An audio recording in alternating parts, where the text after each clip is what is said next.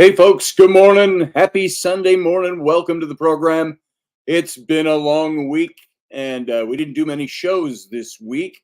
We're way off the beaten path on the schedule for Intrepid Radio. So bear with me on that and pardon my recalcitrance in getting shows up this week. And, it used to be that it was an everyday thing. And so every day, 9 o'clock, we did that for years and years and years.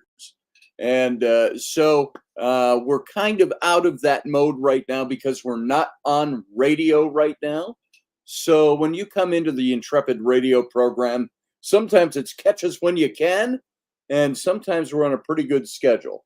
So at any rate, if you want to hear the real show, Sunday morning is not Intrepid Radio. Sunday morning is an informal form of Intrepid Radio. And so if you want to come on Monday, Wednesday, Friday, you can come right here to this channel, the YouTube channel. You can catch us on other channels. But the only place you're going to find the chat room that works the best, where you can interact and people can interact with you and you can actually see it, is going to be over on the YouTube channel. That's youtube.com/Scotty Roberts. So come on over this morning. A field guy says, I thought I missed them all. I was doing my nonsense streams lately. Yeah, no, you didn't miss them. Some of it has been me. Now, I don't want to give the wrong impression. Not feeling good, not feeling up to it. It would come to, and I'd have a show planned this week. And it was just like, it came up close to the time of like, I just can't do it tonight. And I don't know if I'm just dragging a little bit. Lots of stuff going on, always busy. And I just, a couple of nights, Wednesday, I just bailed at the last minute. And then Friday was football games, running kids all over the place. And so I didn't make it in on Friday. So once we, I think, are back on a radio network and schedule, that will change back for the good. Right now, we're just a podcast for now. And so it kind of comes and goes. I did get to do a show with Darren Grimes and Graham. Why am I not thinking of his name? They do Grime America out of Canada. They interviewed John Ward and I many years ago at the Paradigm Symposium, 10 years or more ago, and watched their show faithfully. They've one of those podcasters who has had a show for a very long time. And so go check them out. Grime Erica. It's like Grime Erica. So Grime America. I got to figure out how to spell it. But we did that on Thursday night. That was fun. And my coffee has already grown cool. Yeah, it's not as cold as I would like it. Hot as I would like. It's not as cold or hot. I can take my coffee iced. Who's calling me? Here, hold on. It's an 877 number, which means it's spam. Good morning. Welcome to the program. What can I do for you? Who's calling? They hung up. All right. So they call all the time. Do you get that? Do you get the ads constantly calling you? It's either political nowadays, or it's a lot of ads, and they will call. They'll start at 8 in the morning. They'll call till 9 at night. Sunday morning, they'll call as early as, if they've got their time zone screwed up, they'll call you at 6 a.m. So anyway, let me see what's everybody saying. There's conversation going on over here in the chat room. Let's see. Roger Rabbit says, anyone have a pet cat you love, except from time to time, want to punt it like a football? One of mine is making me feel that way today. He won't shut up this morning.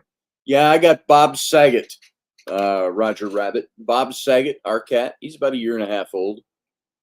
And constantly needs something. Now, he's young, he's chipper, he's got a great attitude. He doesn't bite or scratch you. He's just from the time he was a little kitty, we've held him. You've seen him here on the show when the girls bring him in. Well, we put him on his back and rub his belly from the time he was a little kitty. And so he is still, and he grew up that way. He was conditioned for that. He's touchy feely, everybody, and you can go scoop him up, and he doesn't run from you all the time. But he is always hungry.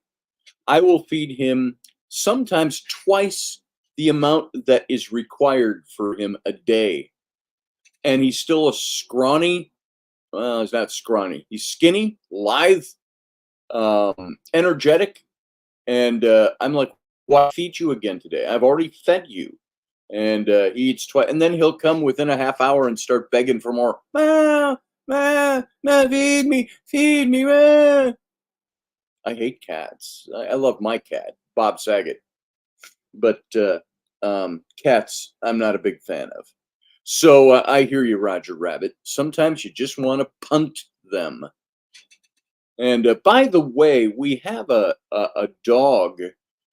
Go look at Raini's Facebook. You'll see it. We've been fostering a second dog.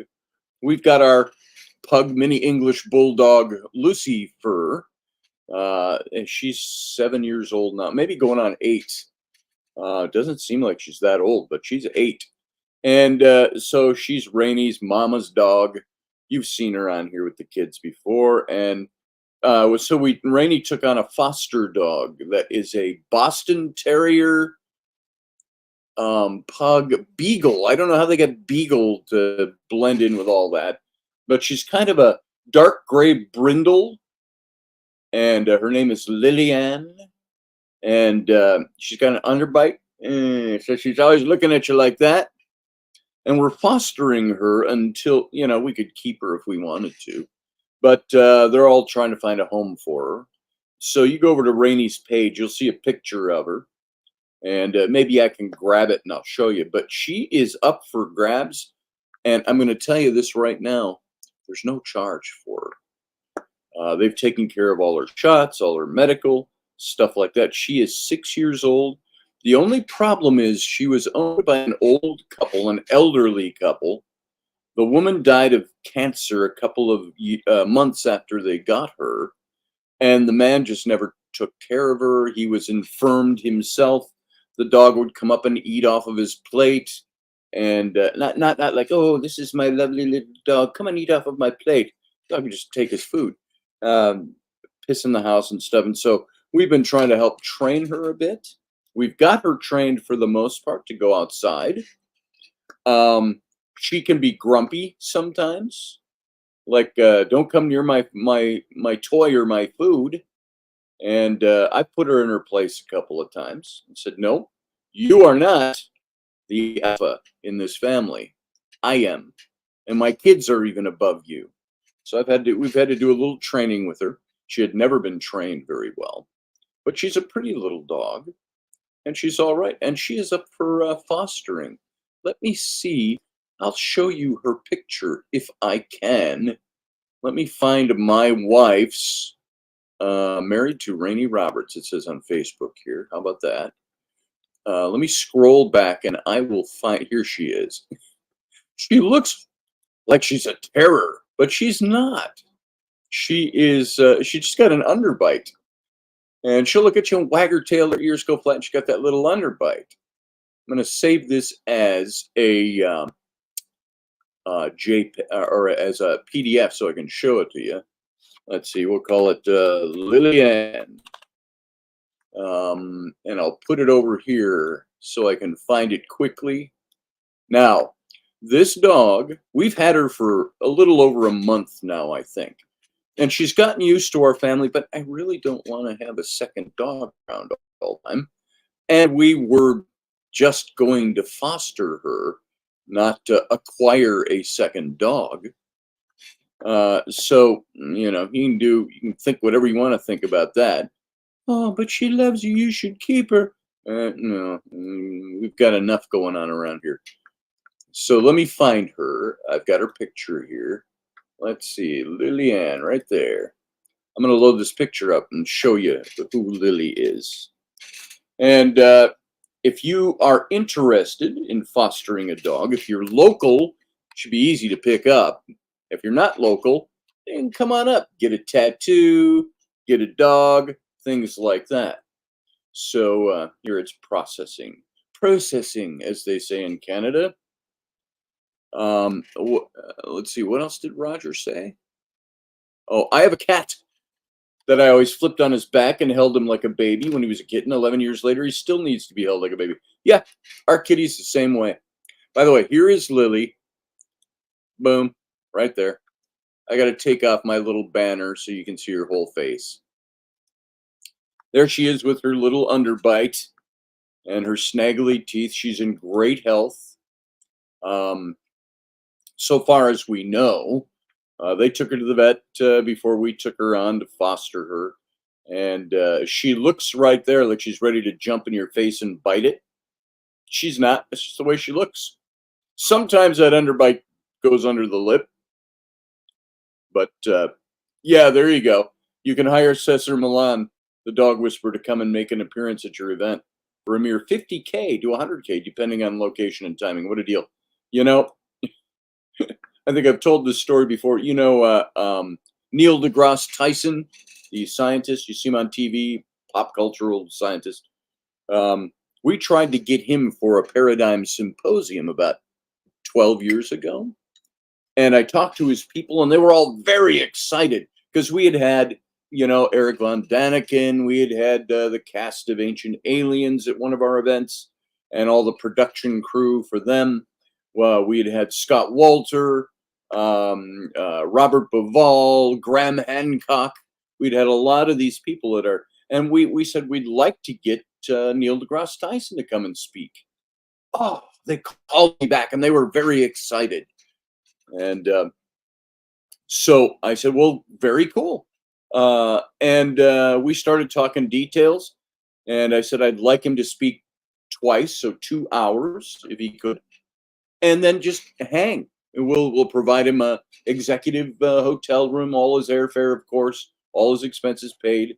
And then it came down to his fee. And they said, well, now this would be 2014. So it's 10 years ago. And they said, well, Dr. Tyson has a very firm $50,000.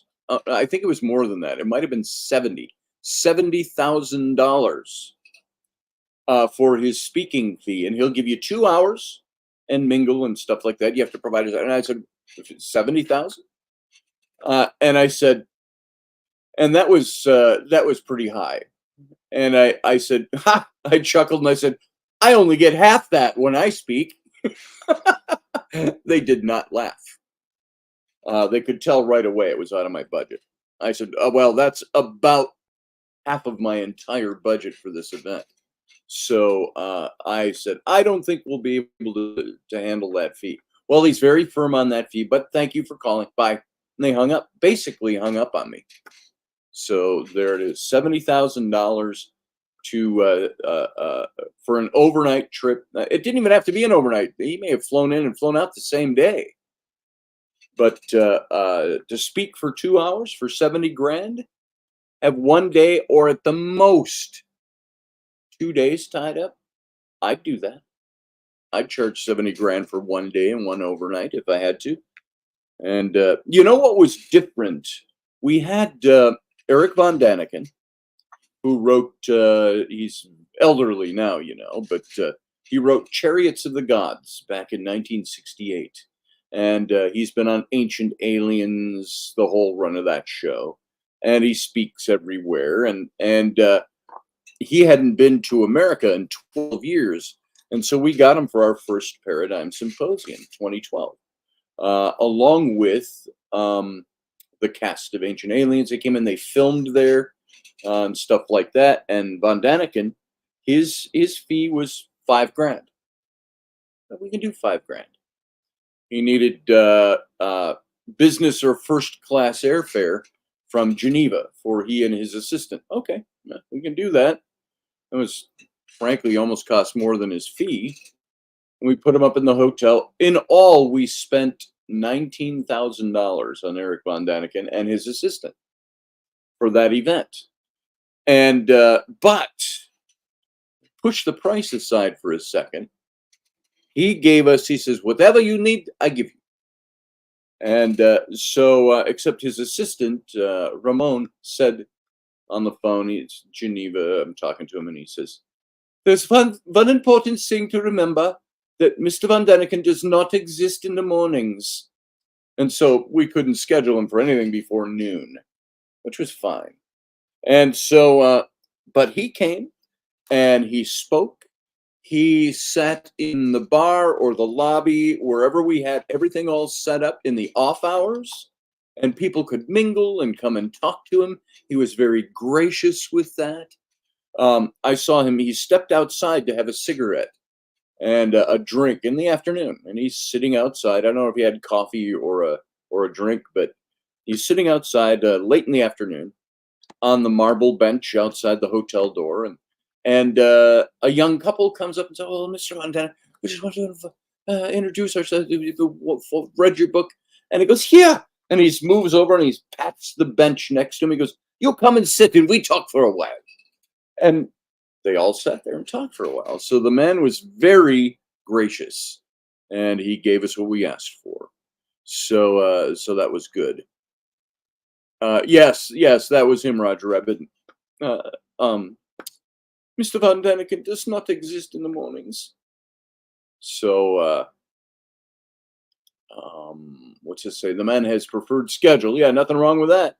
And at the time he was 76, which makes him what? Now he's got to be pushing 90. I know he's still alive, but that was in 2012, and he was 76. So Micah Hanks was working that event with me, and he told Micah and I on the phone. He says, "You come to Geneva anytime. We sit on my veranda, we look at the mountain, and we smoke our pipes." So that was fun. We never did make it to Geneva, but there you go. So anyway, so cat talk, dog talk. If you're interested in a nice dog, you could. It needs a little training still. Training, but I mean obedience training. You say, "Come here, Lily. Come," and she'll go. You go, "Come." Shouldn't do anything. So we're still trying to train her. I mean, she didn't like getting a collar on or a leash. She fights it. And it's like, come on now. Come on, let's go for a walk. So she's getting used to it. I'd say if we end up keeping her and there's no home that she goes to and we still have her, 6 months down the road, she'll be a pretty good dog, I think. If you put the time in and the effort and the love and the energy and so on. Mm. And so, by the way, quick report, my eyes are getting better. The only problem here, look at this. See that eye right there? That's my right eye.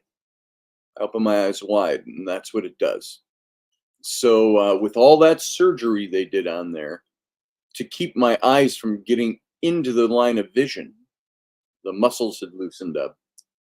This one is a worse lazy eye than it was before, so I think they're going to have to do this one over again. I mean, oh joy. I mean, it's taken me 4 to 5 weeks to get to this point. So they said it has to be 90 days before they can touch it again if it's fouled up. So could be a couple months down the road. We'll see where it goes. But right now, it doesn't open all the way because they messed with all those muscles in there. So there you go. We'll see what happens. And that's about the only thing. It still makes me, I look in the mirror, I feel like it has, this is more the cosmetic or the vanity side. It makes me look older, makes me look more tired. My eyes always look tired, and they always feel tired, and they are always heavy because of that. And so I look at pictures from 6 weeks ago, and I say I should have had him just leave him alone. Just don't touch him. Let it be. It'll be fine. So, but anyway, so there you go. Yeah, they warranty their work. Yeah, JP, I think they do. It's medical, so I would think that if they fucked up my eyes, my eyelids, they better fix them. But the thing is, oops, I hit something. about Field Guy's aunt's foster cat. At any given time, 13 to 15 of them, see, I couldn't even do that. That's too many animals in my house, especially cats. You always know cat people. You walk into their house and their house smells like cats. I've always said, if we're going to have a cat, if I smell the cat when I walk in the house, cat's gone. Do not want cat smell in my house. Anyway, warranting medical work. I can't imagine. But the problem for me is going through it again. It was not the surgery, no big shakes. It's just they put you stuff that you're not supposed to be knocked out, but woke me up a couple of times. Hey, with a Scotty, and they're working on the eyelid. Yeah, you don't even remember that it happened. It's the after effect. It's the 3 weeks of big swelled up and goopy and purple, like somebody beat you in the alley type of look in my eye. I just don't want to go through that again. But I don't want this either. This really bothers me. So anyway, there's that. Yeah, they need to implant little springs to help it lift. I had a consultation about getting Kinsey's left eye done. She could use a little assistance with upper lid opening. Do they actually do that? I don't know. I just, for me, what if I was 30? I'd maybe worry more about them working on it. I'm 64 in a couple of weeks, and I'm like, do I want to bother with it at this point? But I do not like what it's done to my appearance. And maybe that's just part of it, Guys who go to war and get their legs blown off don't like what it does to their appearance either. But they're fixed afterwards. So, and speaking of that, going to war, there was something in a dramatic shift in topic here. I heard someone speaking, a British newscaster. You see him every now and then in American news. I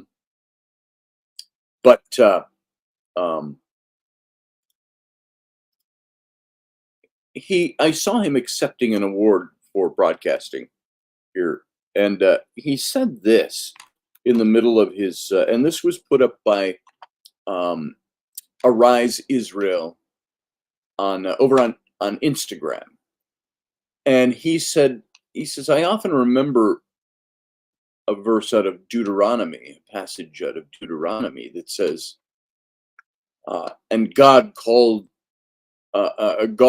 says, I call heaven and earth to witness against you today. I place before you life and death, blessing and curse. Choose life so that you and your children will live. And I thought that was you and your descendants will live. It depends on the version that you read. So it says, God says, I place before you life and death. Choose life, that you and your descendants may live. And he went on in his acceptance speech, speak of Israel. He said, I agree with you, Randall Flagg. Neil deGrasse Tyson does come across a little pompous. But he went on to say, this choosing life, he says, it's interesting. He says, when I remember October 7th, which was the day that Hamas attacked Israel, and more Israelis had been killed in that attack on October 7th of last year, since, well, not more. It was the most Jews killed in one day since the Holocaust. And Israel retaliated. And their goal to take out Hamas, who since that whole Hamas didn't exist 75 years ago, but the rudiments of it did. And Israel has been attacked by Iran and their proxies since their inception. And so they have a right to do what they do. And people are like, and even the Biden campaign, they can't decide what side of that argument they want to be on.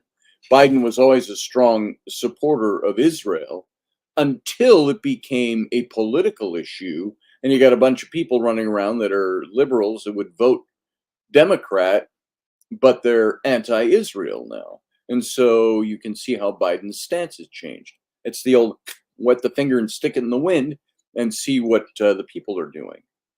The same thing with Harris, abysmally so with Harris. And so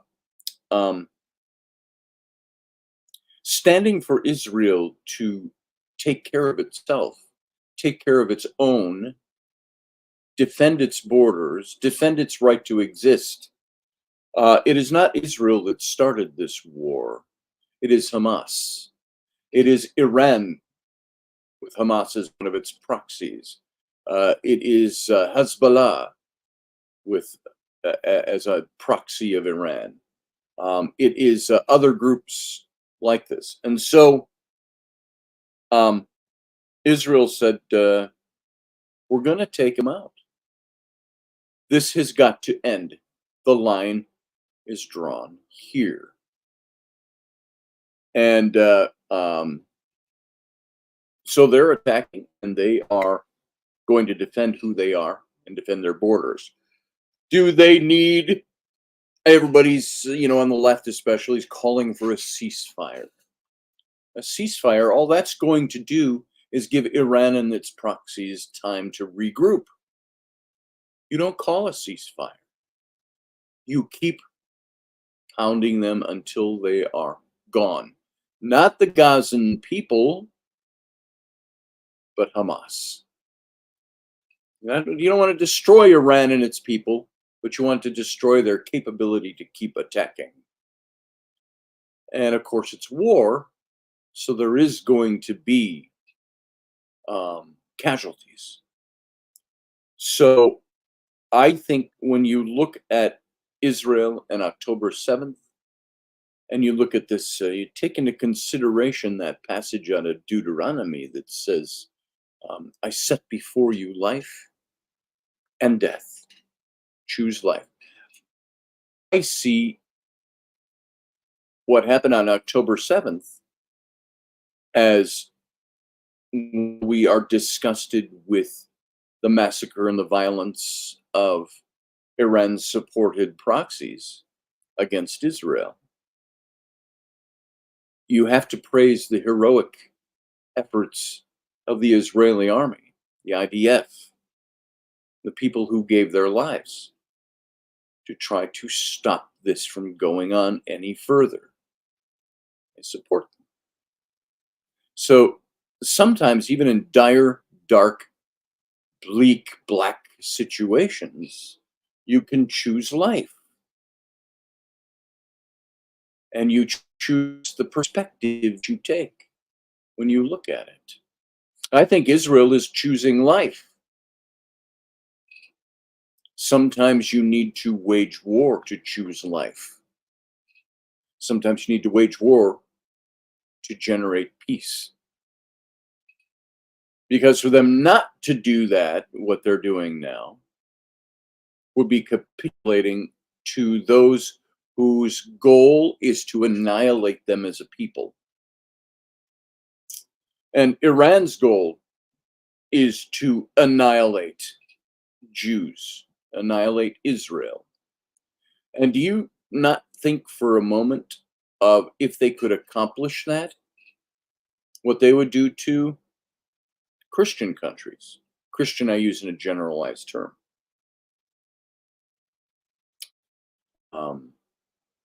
What would they do in Europe? What would they do in America, Canada? That's a good question to ask. So they must be stopped. And for Iran to go all out now, and Iran just kind of pulled down the curtain that was dividing everything and launched strikes over the last couple of weeks into Israel. Israel has the capability of taking them out. Do you think that Israel should take out Iran? Here's a question for you all. And if you want to call in and talk about this, Should Israel take out Iran before it has the full-fledged capability to launch nuclear weapons? So they're this close to being able to do that. Should Israel take out their facilities and prevent them from doing that? Do you want to see a fully nuclear capable Iran? There's a question for you. What do you think? What's your opinion? How do you believe on these things? Those of you over on Instagram, thank you for being there. And I see my friend Carr Hagerman, Good Dog Photography, is over there. I don't know when you joined or if you're still there. If you'd like to, that is my friend Carr. If you'd like to come over to the chat room in the on the YouTube page, that's the best chat room we have. If you want to come in and say hey, you can even call in, brother. I was over at Carr and Marion's yesterday. Raini had a bunch of scout stuff going on yesterday and couldn't join me. They had a garage sale, so I got to go over and sit, and we sat in front of the garage, Marion and Carr and I had a great time over there with them. Dr. Momin Saad, I see that you are there over there in the Instagram. I hope you're still there. Folks, you remember Momin Saad? Dr. Momin Saad is one of my friends in Egypt. He works for the Department of Antiquities. Over there, good friends of John and Maria's, good friend of mine. And he came on the show once, impromptu. I can't remember if it was a Sunday morning or if it was an evening, but he came on the show, if you remember him, a little over a year ago, I think that was. And he is part of, he was like the director of everything that took place at Karnak temples in Luxor. And then they moved him to, he has a position in the airport Department of Antiquities with the Egyptian Department of Antiquities, if I get this right, which is a huge position. They've got to watch all the antiquities that are coming in and out of the country and anybody trying to smuggle anything out. So I know when John said he took that statue back there that he had carved for me, that bust up there of Senenmut, that he brought that through, and they had to, what is this? Where did you get this? And he had to show. And some of it is the local artists. They will create it, like in this piece, it's a little stouter in the facial features. They do that to differentiate them from actual artifacts. And of course, there's ways to tell when it's been carved, if the carving is old and so on. But yeah, that's so that's what Dr. Momin Saad does. And I see that he stopped into our Instagram page. I wish I had seen earlier that he was there. I would have invited him to come over. So, what's your thoughts on everything? Who's out there? JP, I know you're out there. If you want to call in, you can. Good morning, Josh Kemp. Good to see you this morning. I don't think I've said good morning to the people over in our chat room this morning. We got Josh Kemp. We got Rendell Flagg is here. Rabbit, of course, is here.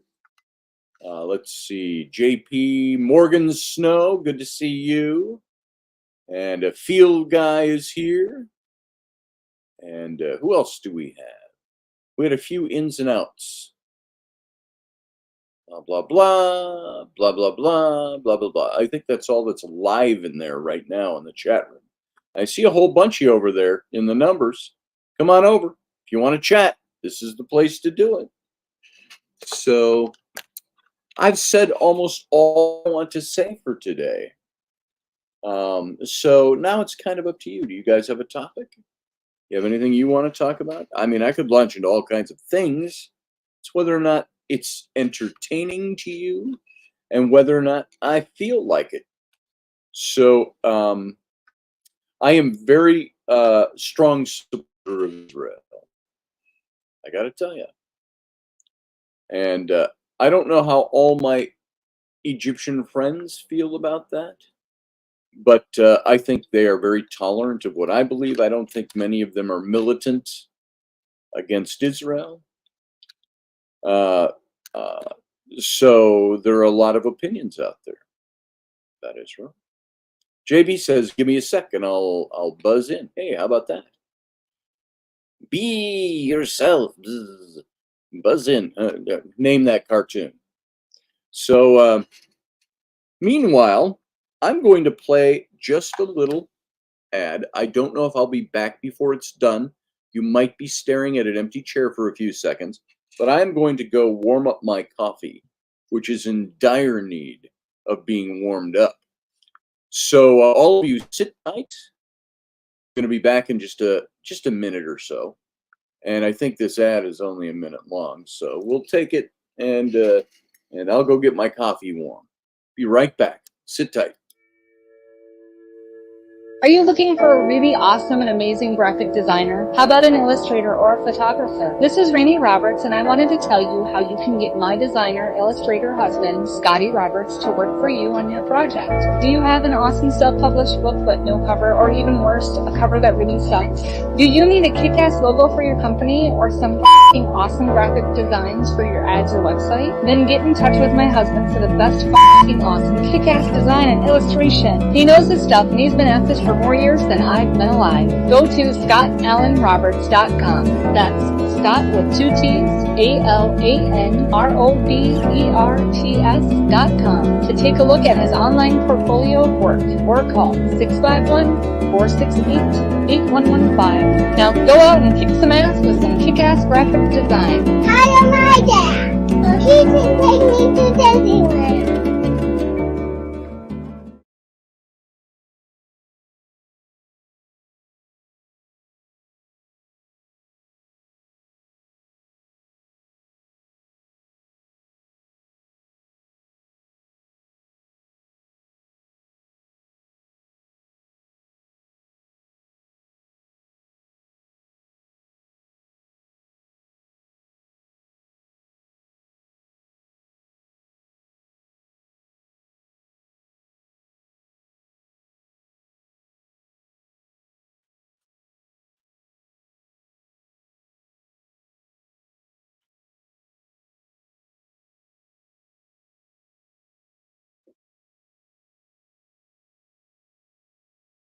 Yeah, they didn't make it back fast enough.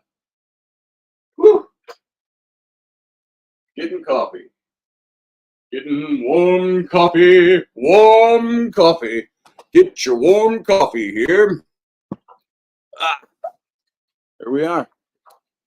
Hey, I'm back. And so are you. How's everything going? Just fine. Thank you very much. All right, we got who we got? Yeah, this moment is brought to you by Grumpy Stack Tires in Louisiana. Grumpy, we got 4 tires. It's nice because you and I were talking about that. You said give you a call and you find us a good line for getting tires. Well, my wife's stepfather, works, Raini's stepfather. He works in he's a salvage guy, a big salvage truck. Salvage is the right word. It's big tow truck, the big, big ones, big outfit. And he found 4 tires for her car and brought him over and he put them on the other night. So that was pretty cool. So sorry we didn't use Grumpy Stack Tire Connections, but we got these for free, which was nice. And who we got? We got Elvis is in the building. Home with a 50-mile tire. Professor Bowers here. I do one show with you and you can't do another for a week. I did one show this week. I did do one show this week. Oh, wait. Is that the one you were on, Professor? Yeah. Wednesday, Friday, gone. I talked about that at the beginning. Sometimes it's just like, I'm not going to do a show today. So it's the way it is. Until we get, what I need to do is just reframe and rebrand the whole thing so that it's, when we went off the radio station and we're just doing podcasting, it lost structure. And so I'm going to have to restructure, regroup. The thing is my topics, my presentation isn't going to change at all. But I think the packaging, we might have to repackage things. I have also been Intrepid Radio for a very long time. Hey, look who's with us here. Boom. Hey. More and more like Zach Baggins these days. In miniature. Say what? In miniature, you kind of look like him. Who? How you doing today? Who looks like Zach Bagans? You do. I do. It's Oh, the God. big black frame glasses and the goatee and mustache. All right, hold on. Let me go get my Just in razor. miniature. When you're that big, when you pop up on my screen, it looks like Zach Baggins down there. Yeah, because, that's me. I go around challenging ghosts to fist fights. That's right. That's right. So, yeah, it goes a little off the deep end with him. I actually think, though, he's gotten himself into some pretty deep. He's become a very, I don't know, maybe he always had the propensity to be a weird guy, but he's become extremely strange over the last 15 years. 20 years he's been doing this show? 15? Probably. My guess is he's probably looking for a way to keep it interesting. Yes, I think so. I hate to, I can see how that could sound kind of shitty of me to say, but it's like when you have something going that long, you need to find ways to continue to make it interesting, especially if you go into lulls where you're not finding a lot of hard evidence at something. It's like watching the same fictional television show. The storyline has to be refreshed or it's going to get old and stale and people aren't going to watch. Right.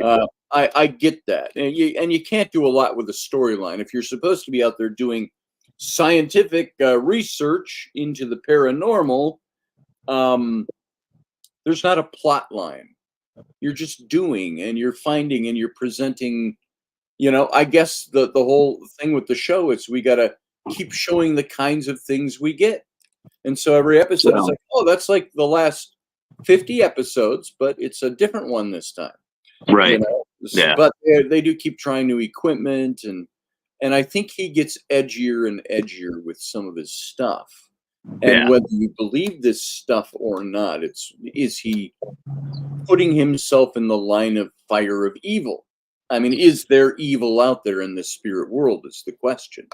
Right. I think most people would probably say, well, yeah, probably. But does he put himself in harm's way spiritually? He may. What if he's getting more and more eclectic because he's possessed now? Maybe that's it. Some spirit followed him home and has now taken over his entire identity. I've heard theories like that. I don't know. Can a spirit possess a person? There's arguments on that. And on what basis would we make that claim to say, yeah, I believe that a spirit can possess a person? It's not something that can be brought into a laboratory and you put it through a rigorous scientific methodology to try to figure out. Are there telltale signs? Are there good people that are good critically thinking people that have come to the conclusion that yes, there is such a thing as spirit possession? Or is it all mental illness? Or is mental illness spirit possession? Do we go backwards? Or is it a little column A, little column B? I don't know. The little column C that we don't know anything about thrown into the mix. And trying to think. Queen is here. What did Professor do last night? I have no idea. I don't know. He was on something with the geezers and Are We There Yet? Or something like that. Oh. All right. Okay. I'm turning to you in the audience for a little input here. Do it. Because I'm looking at repainting my kitchen. Now, is it as yellow as it looked in the picture? No, that's just the warm lighting off the bulbs. It's more of a tan kind of brown. But I'm mid-century house. All right, built in 54. So I want to keep with that vibe. I've narrowed it down Fuck you, field guy. I ain't selling my house. Sell. Not unless I'm making a massive profit so I can get into a cooler mid-century house. Sell. Anyways, I've narrowed it down between two colors. All right. And both of them have a mid-century vibe. And I can't decide. So here is the first one. It's kind of like a dusty, light greenish teal. Yeah, it's called aloe or something like that. But it's that it's kind of that sea foamy kind of green kind of. And then I have this one. It doesn't look much on the camera. I can see it's a little darker. Yeah, it's a little greener. Okay. And so it's trying to figure out which way to go. Stay away from country blue or French blue, what they used to call it. If you get French blue paint, next thing you know, you're going to have a border with geese on it up on the top with wearing blue ribbons. No. So I'm a big one in a kitchen for, I like, my head was actually going to the color scheme you've got there, kind of a seafoam. Maybe just, I was thinking that seafoam shade or hue, slightly more blue in it, but don't think royal blue or anything like that. Blue, like a steely blue. Mixed with I don't know. white, I like the white, and you do your color scheme that way. Cabinets, I like the. I hate wooden cabinets. Like what you have, unless the old 1970s wooden cabinets. They're all the same. Yeah. Same with the 80s ones. Take those all off and paint them.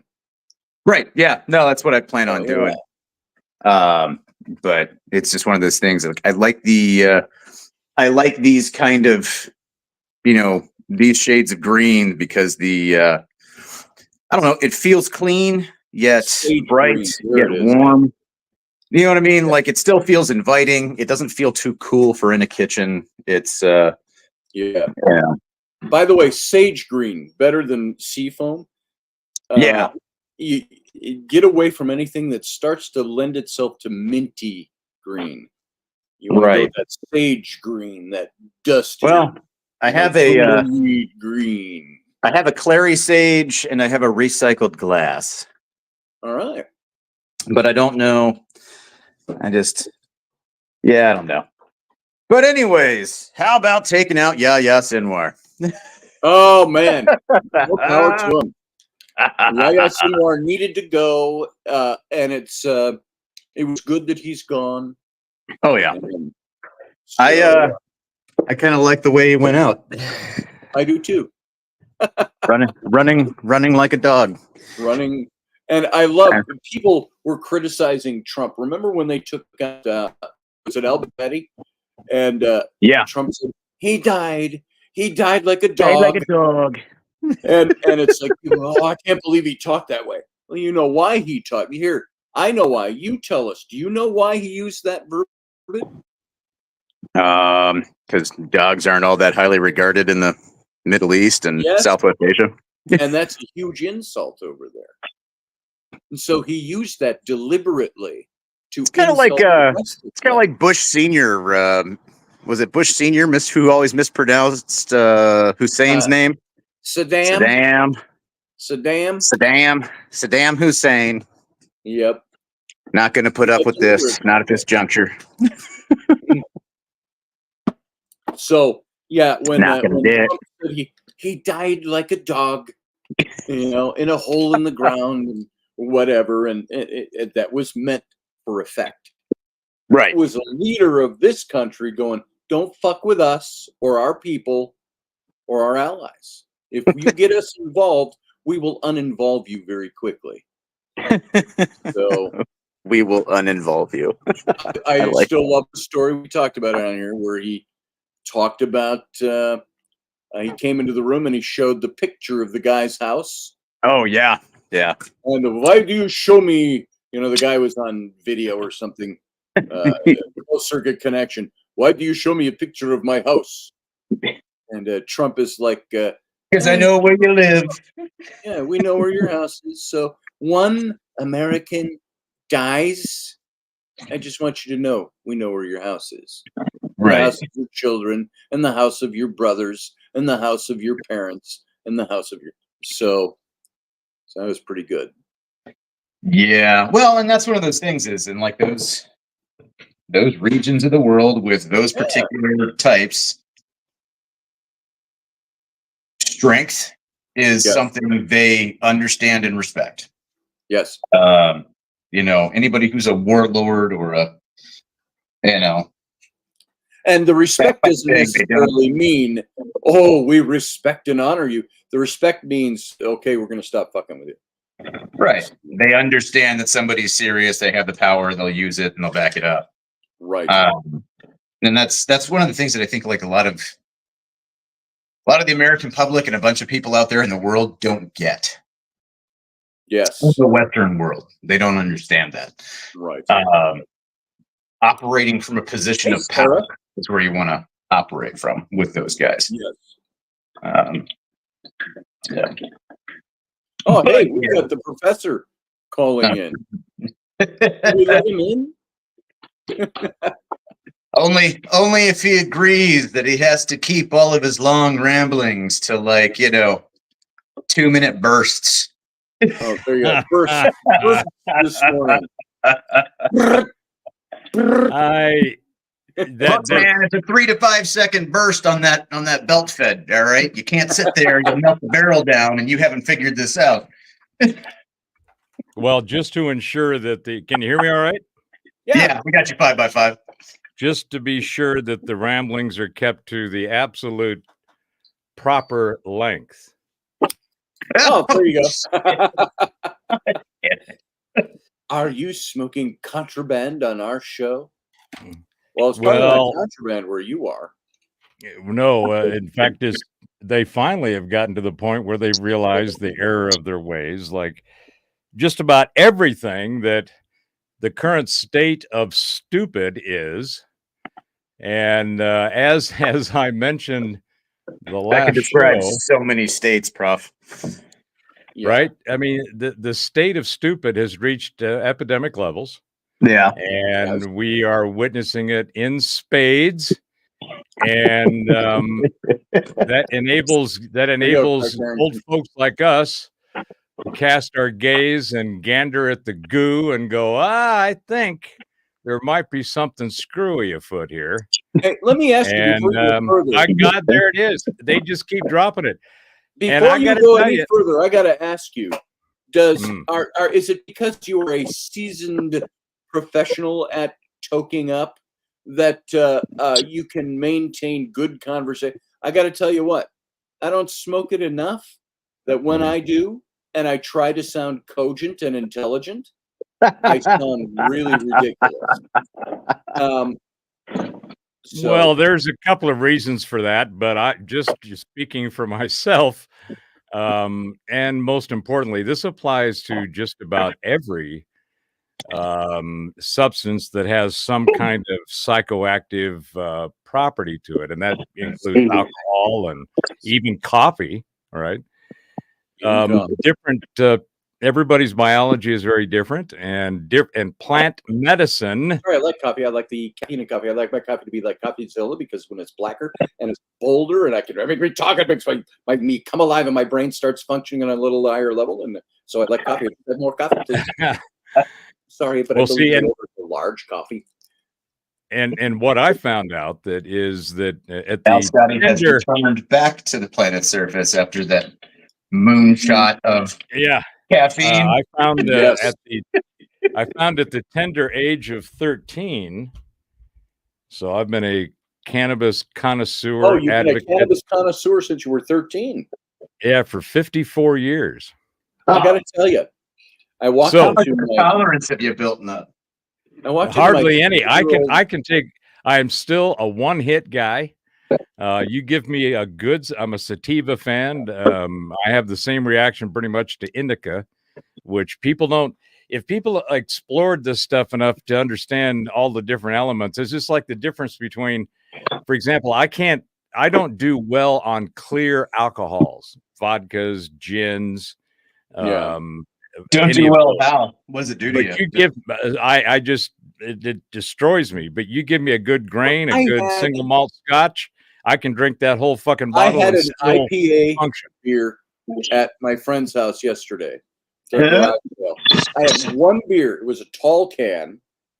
And I had that beer and I thought, I have turned into a lightweight because right away it went to my head and it was just an IPA. And they've. Well, yeah, but what was what? What was the content of that IPA? I don't even know. You get a lot of these microbreweries, even with an IPA, and that's one of the reasons. Brand, I did not recognize it. Yeah, so, one of the reasons why they get into like hopping everything is you can pull a stronger alcohol content. Well, yeah, this had a very almost a citrusy taste to it, so it's very hoppy. But we're going in a couple of weeks. Well, what? If it was like a 7 or 8 or 9 ABV, and you're used to throwing back American 3.4 or 4, right? And I don't drink a lot anymore. I like to say I enjoy my alcohol. I got a liquor cabinet full of scotch and all different kinds of things over there.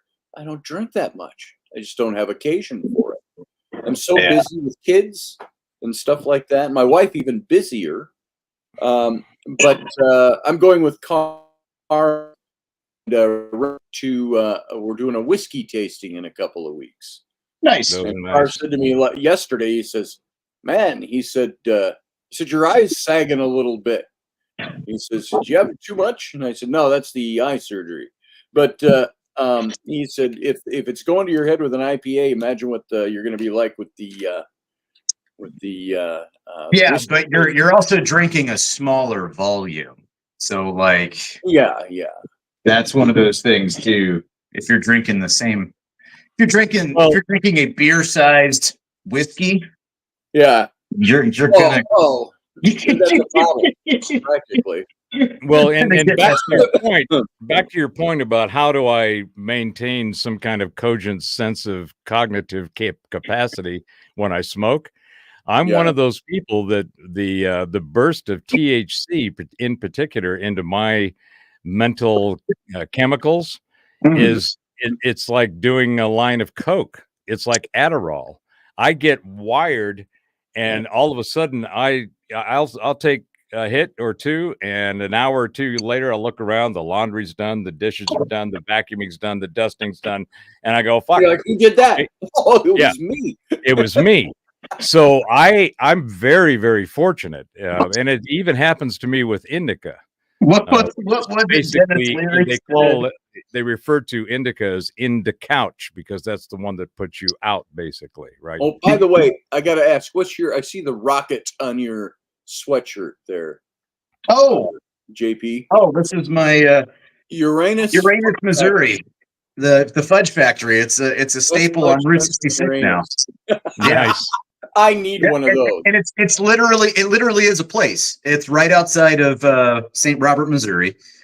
It actually started the whole area that it's set up in actually started life as a strip club that had been put in years ago by this guy Louie, Big Louie as they called him.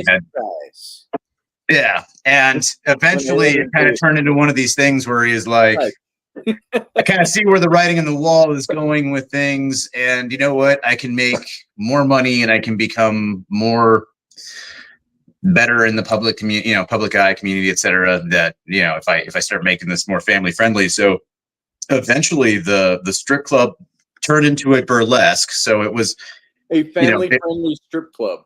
Hold on, I'm telling the de-evolution to evolution, right? So strip club.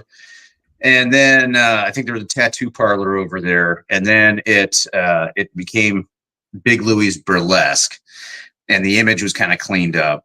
The fudge factory portion went in, along with there was a outdoor store with shooting and archery ranges, and then then there was a place called Chicken Bones that he put in, which was like a sports bar and grill. You go watch the UFC fights, get wings, all that stuff.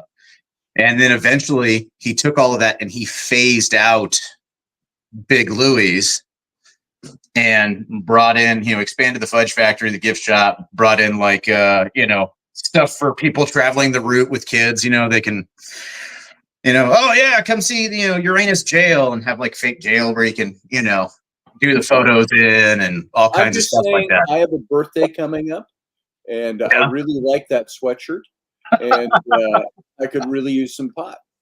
So.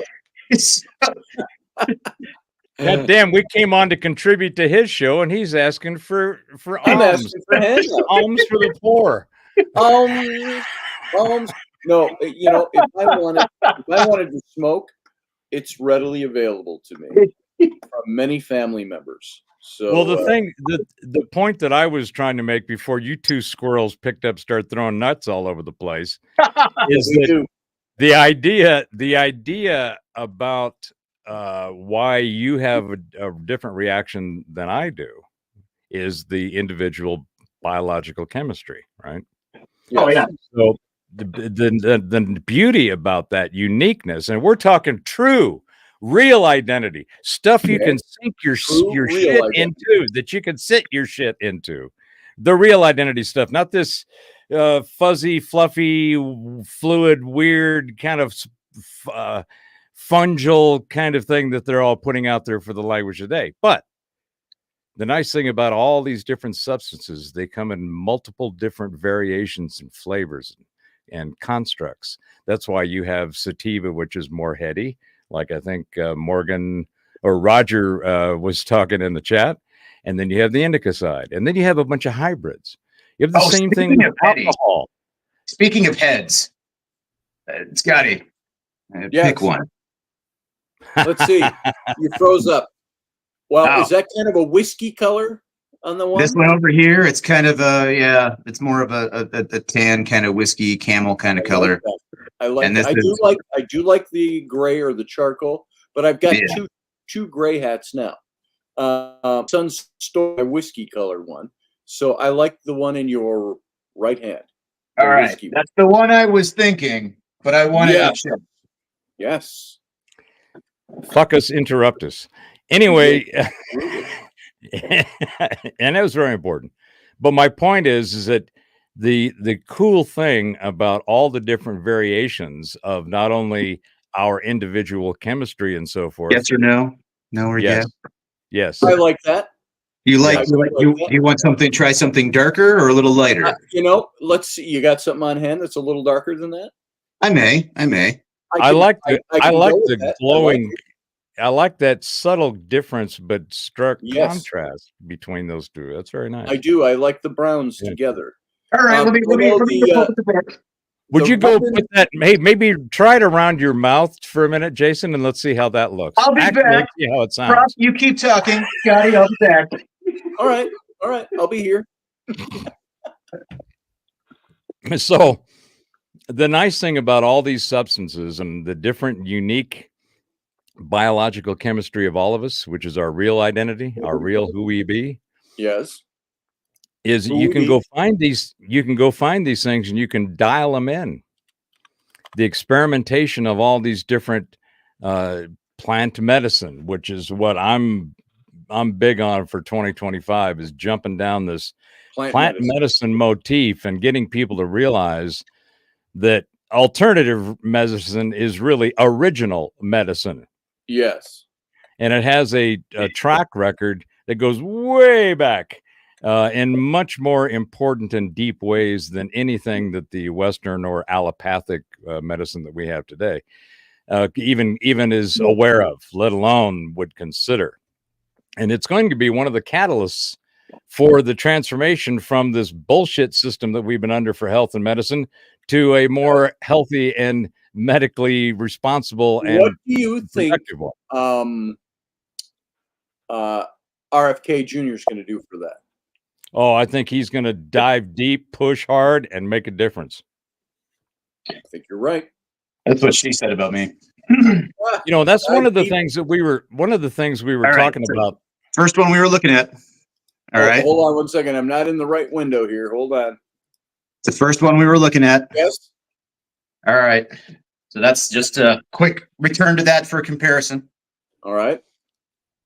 We have a little darker, more of a A See, dark now milk chocolate. already I'm going, I kind of like that. See? Okay, so we can go But dark I'm like that. wondering if the brown is a better contrast, or that might be too dark a contrast. But let's see what you got. I know black and really dark brown is a standard.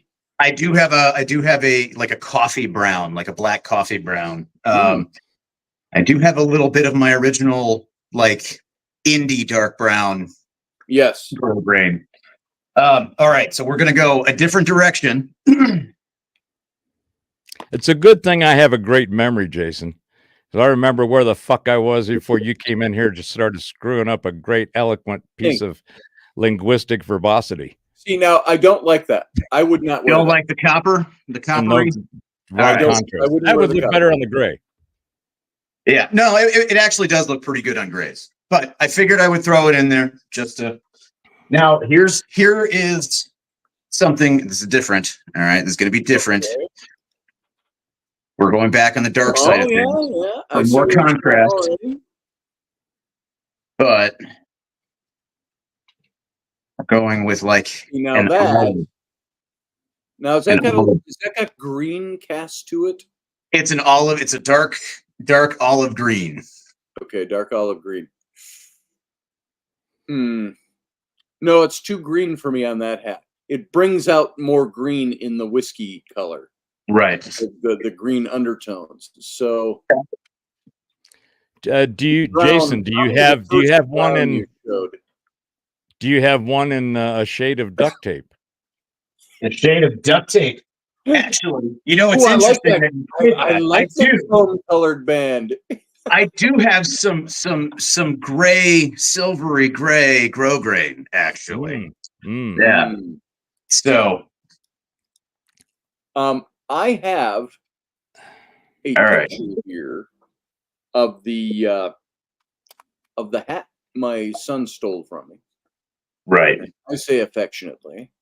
That is that brown, that whiskey, and you can see in a second here what he did. And of course it's not perfect because of the light. You can compare the two. But let's go save the PDF. I like the brown on the top. Yeah. You like that one? Yeah. I like that one. Gray with it. Yeah. I do like the dark as well.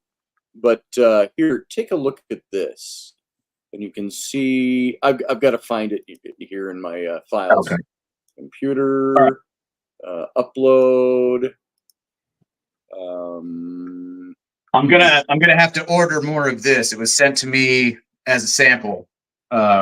Okay. So, but I am laying out stuff for your hat, just so you know. Right.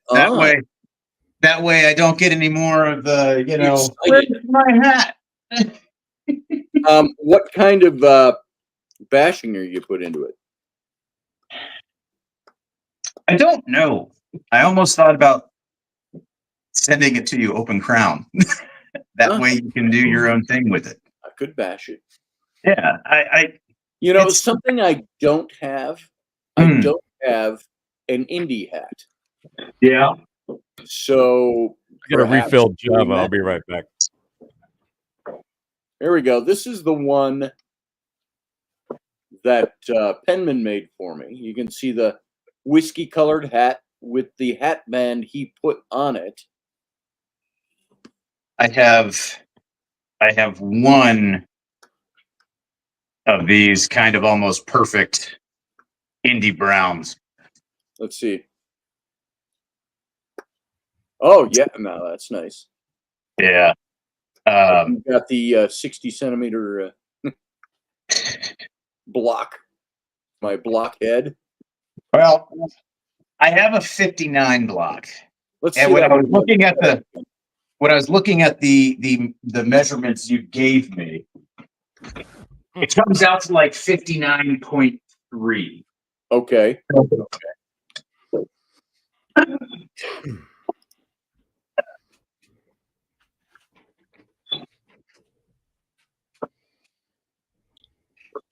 I don't know. We're pregnantly waiting for Why are we always waiting for him?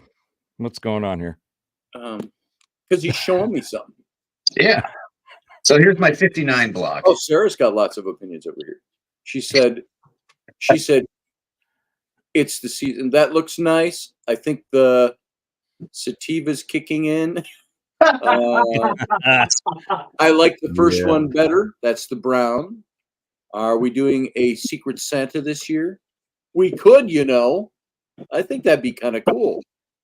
The Intrepid's Secret Santa. She said, no, I'm thinking the no to the orange, the copper. It's copper, yeah. But, yeah. Here, if you didn't see this, Jason, this is the hat Penman made for me that Sam now possesses. That's the whiskey hat. With the you can see the color band he put on that. So, yeah, it's well, you've also messed with you've touched the photo up a little bit. Oh, I had to lighten it because it was in the shadow. Yeah, to lighten the hat just a little bit so you could see it. But I think I've seen a picture of Sam wearing it. I think isn't that his profile on Facebook? He's got some pictures of himself, and I've got better pictures of that hat. I just don't know where it is. Yeah, got one where I'm sitting outside the day I got it, and so the color really rich. I noticed that the whiskey color. I thought at first it was a little too coppery for me at first, but it's like almost immediately that color faded in or melted in, and it became that brown whiskey color. So well, and with my everyman hat from John Penman, like as it's aged, there's a little, not like I've been aging a long time since I got it, but since I started handling it and working it and shaping it, you're picking up a little bit of the natural oils and that sort of thing. So they're as I've been kind of watching it has been slowly taking on a smokier cast. Yes, which as my great for character. So, yeah, you can see. I know we looked at this stuff before, just the other day. Oops, hold on.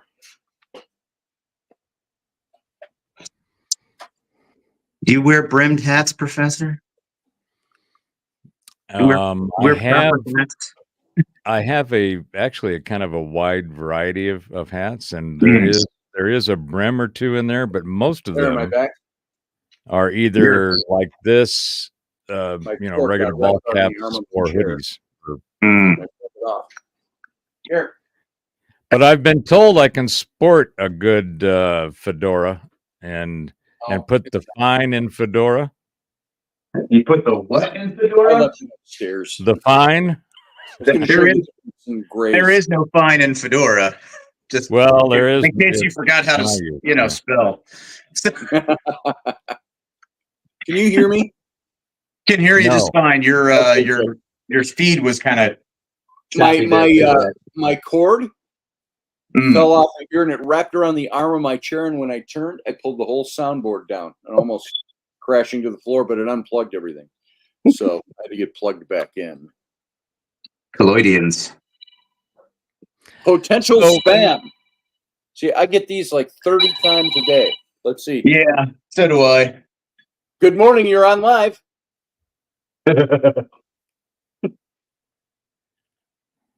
Yes, who's calling?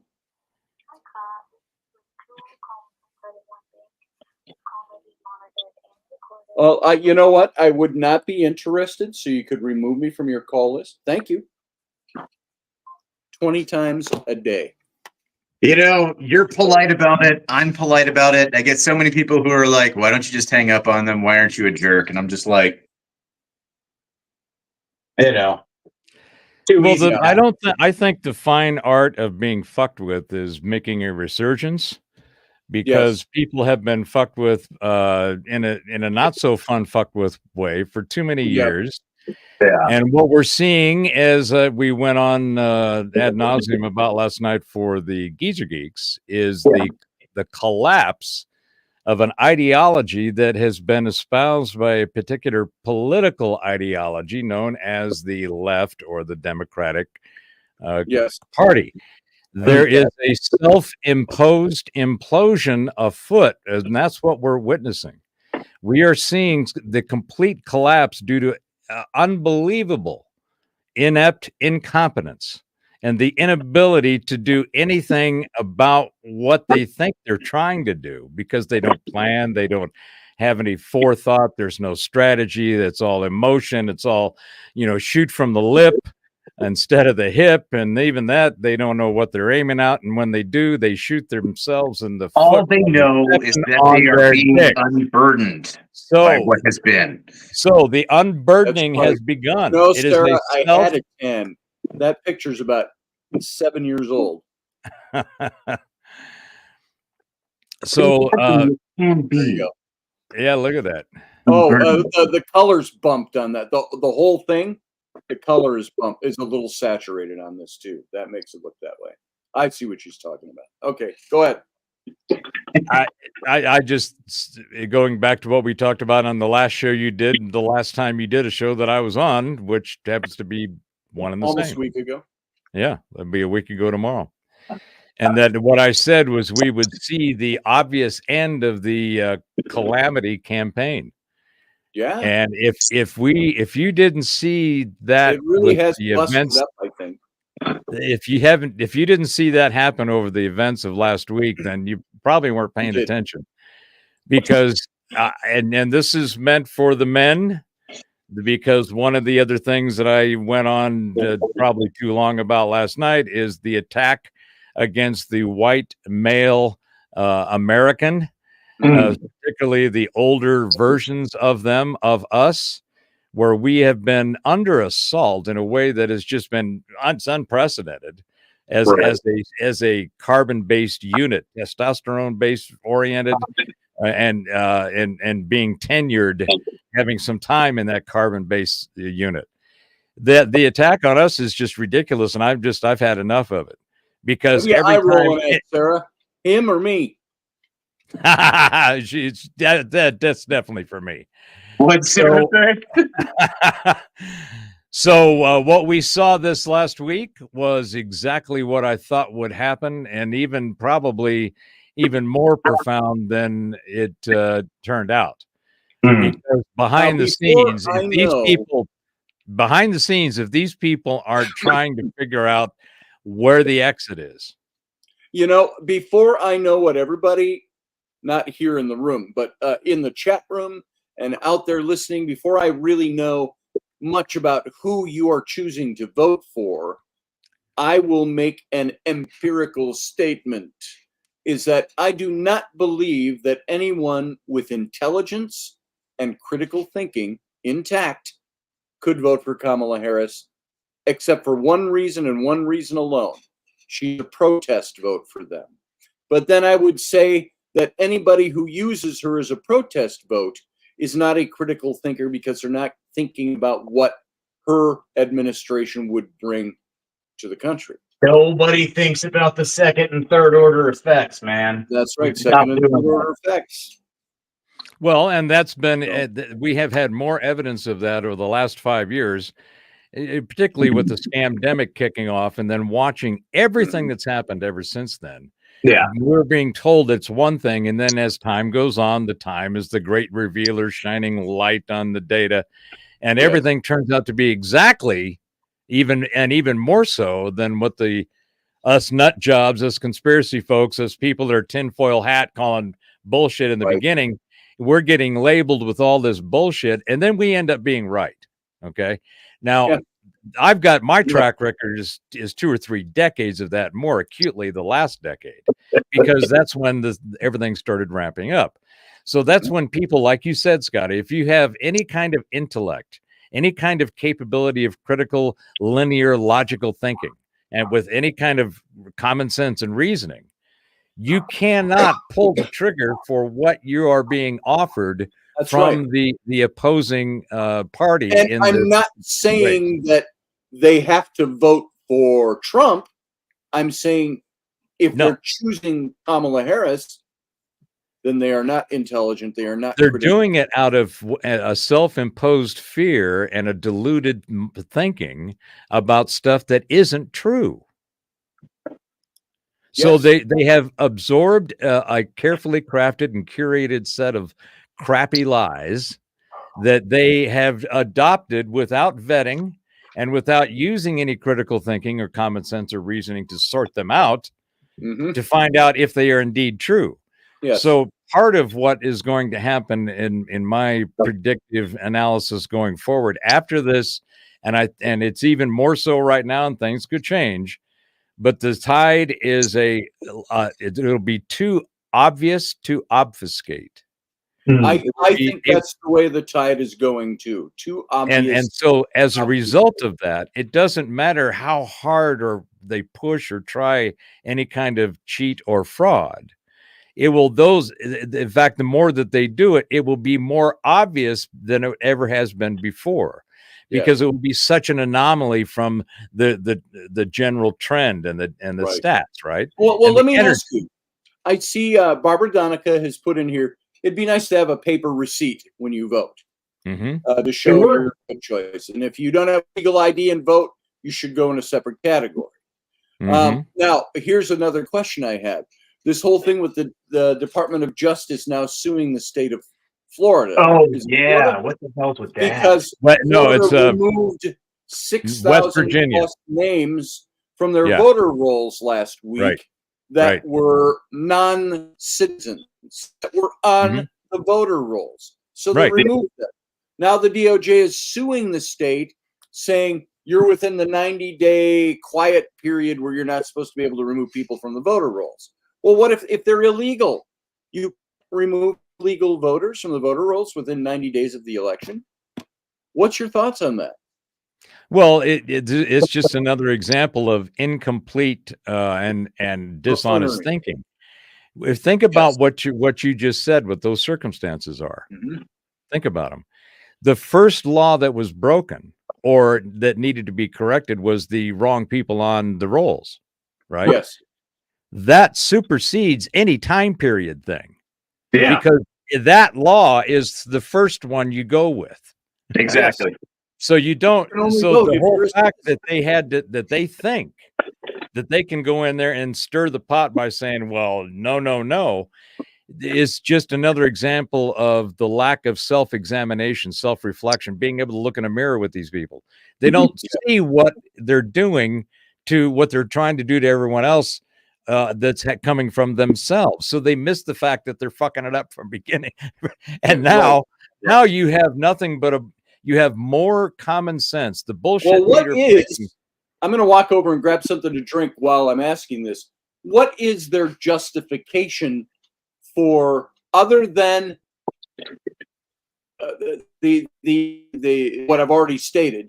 What justification do you suppose is behind them wanting to sue the state of Florida for removing non-citizens from the voting rolls? Not following the letter of the law. Aside from the fact of just abject stupidity, and I think they actually do realize that this is completely stupid, but they're doing it to throw more wrenches in the works. You know, it just is. It's just another little turd that they're tossing into the pool, as opposed to try to keep things stirred up, because there's no fucking way they'll be able to win this as far as the judicial system. Sarah, is this a response to that? The voting system needs to be taken out of the state's hands and given one consistent system. It's too chaotic. Only for federal. Only for federal elections. Yeah. Right. That's what I was going to add too. That would be vote more than once. Yeah. And I don't understand why they don't do that.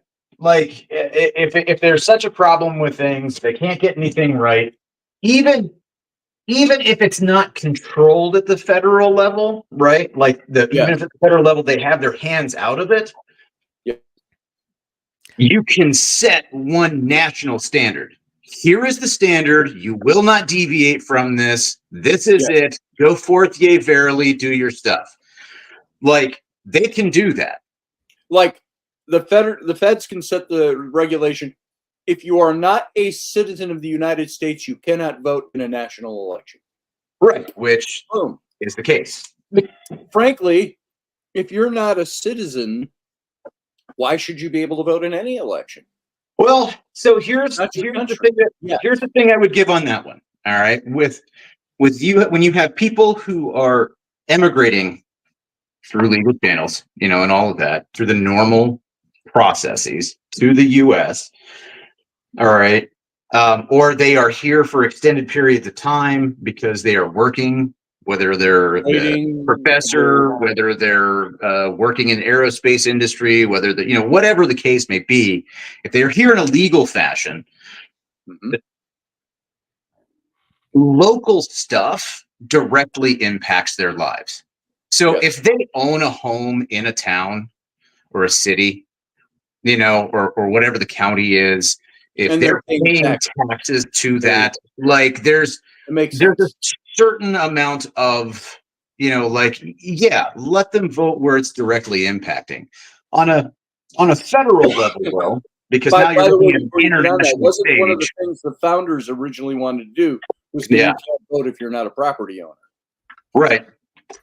So In some ways, that would be kind of cool because if they went back to something like that, because then it would force more people out of apartments and into buying yes. home.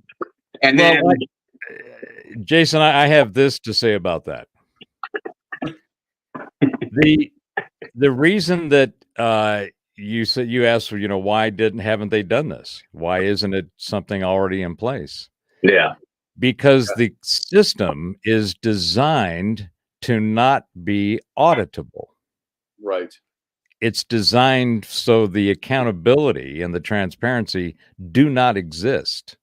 I don't think it was originally designed that way. This is something. Well, you go back to look at how, and this is why we're talking about the difference between a federal designed voting system for federal offices versus a local, right?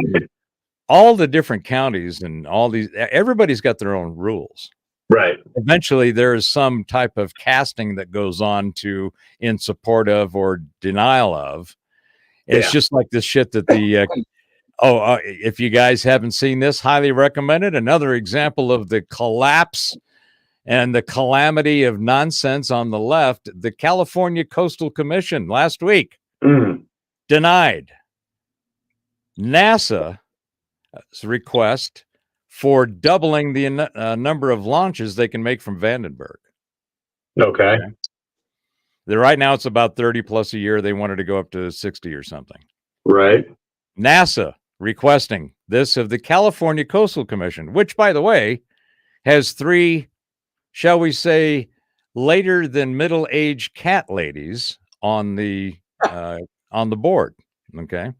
And I say that with all due respect and accuracy. All you got to do is watch the video yourself, make your own decisions. Right. And the request was denied on videotape by these cat ladies, saying that they cannot approve this addition of more shots into space with these rockets that this guy catches with chopsticks. Yes. Right. Because of the political yammerings of the owner of SpaceX. Right. So they has are nothing to do with him because have you seen some of the videos of the people on this council speaking about it?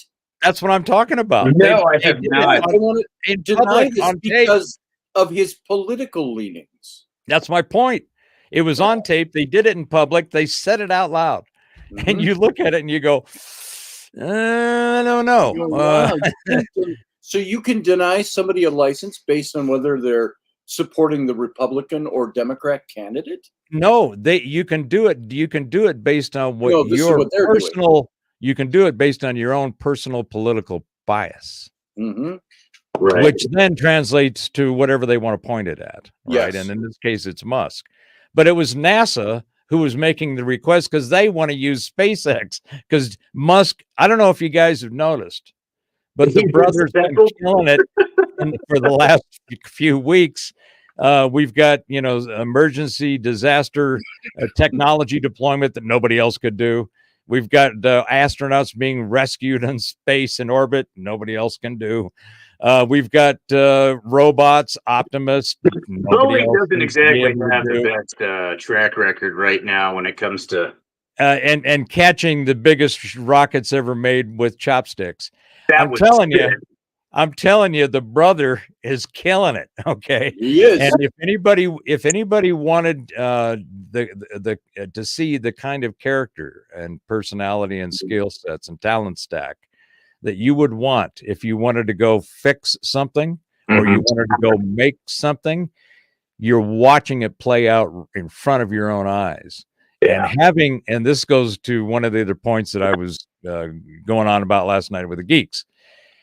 The brain trust that's assembled and been attracted around the Trump sphere, okay, basically the Trump trust of minds, Kennedy, Musk, Ramaswamy, Gabbard, Tucker Carlson. I mean, the minds that are being attracted over there are very diverse, and I have respect for all of them individually. And I called it a year ago when Kennedy said he was getting in the race. I was sitting at the table with Melinda, and I said, I think we're going to see Trump and RFK running together. And there was a few people remember that, and it was said here first on this show.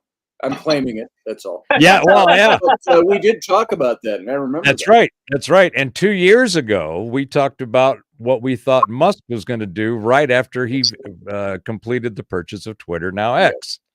And all of that shit is coming true. So just a little tip, folks. It's on the record. If you want to know what's going to happen, go listen to some shows. Well, here's the thing. I was going to bring this up while you were talking. Is if you want to see what a Harris administration would be doing and how it would set our country up, look to that decision being made over in California. That gives you an idea of the type of brain. I use the term lightly to be sarcastic. The brain trust that goes into this type of political thinking. Lack of brain activity. And it's lack of brain activity. And it's this thing of I mentioned this before. 12 years ago, when Obama was running for his second term, a week before the election, so almost exactly 12 years ago, Rush Limbaugh said on his show, he said, he said, I don't fear another 4 years of Obama. He says, we can survive another 4 years of Obama if we have to. He says, what we cannot survive is a citizenry that would vote him in a second time. And I think this is what we're starting to see, is a citizenry that would vote her in is more dangerous than her being in. Because that citizenry has no concept of what we should be and are supposed to be. So. Well, then that is another aspect in this that's a very, in some ways it's subtle, in other ways it's very overt. And it's basically falls into the category of stupidity. Okay, and the stupidity is basically born of ignorance, and people, they've taken and weaponized these words. Ignorance is just not knowing something. Right. Stupid is thinking that you do know something that you don't. So they're closely linked, but ignorance can be fixed because the data is available to absorb and to recalibrate the frame of which you're using, because most people's frames are already fucked up due to purposeful intervention of, the teaching people what to think, not how to think.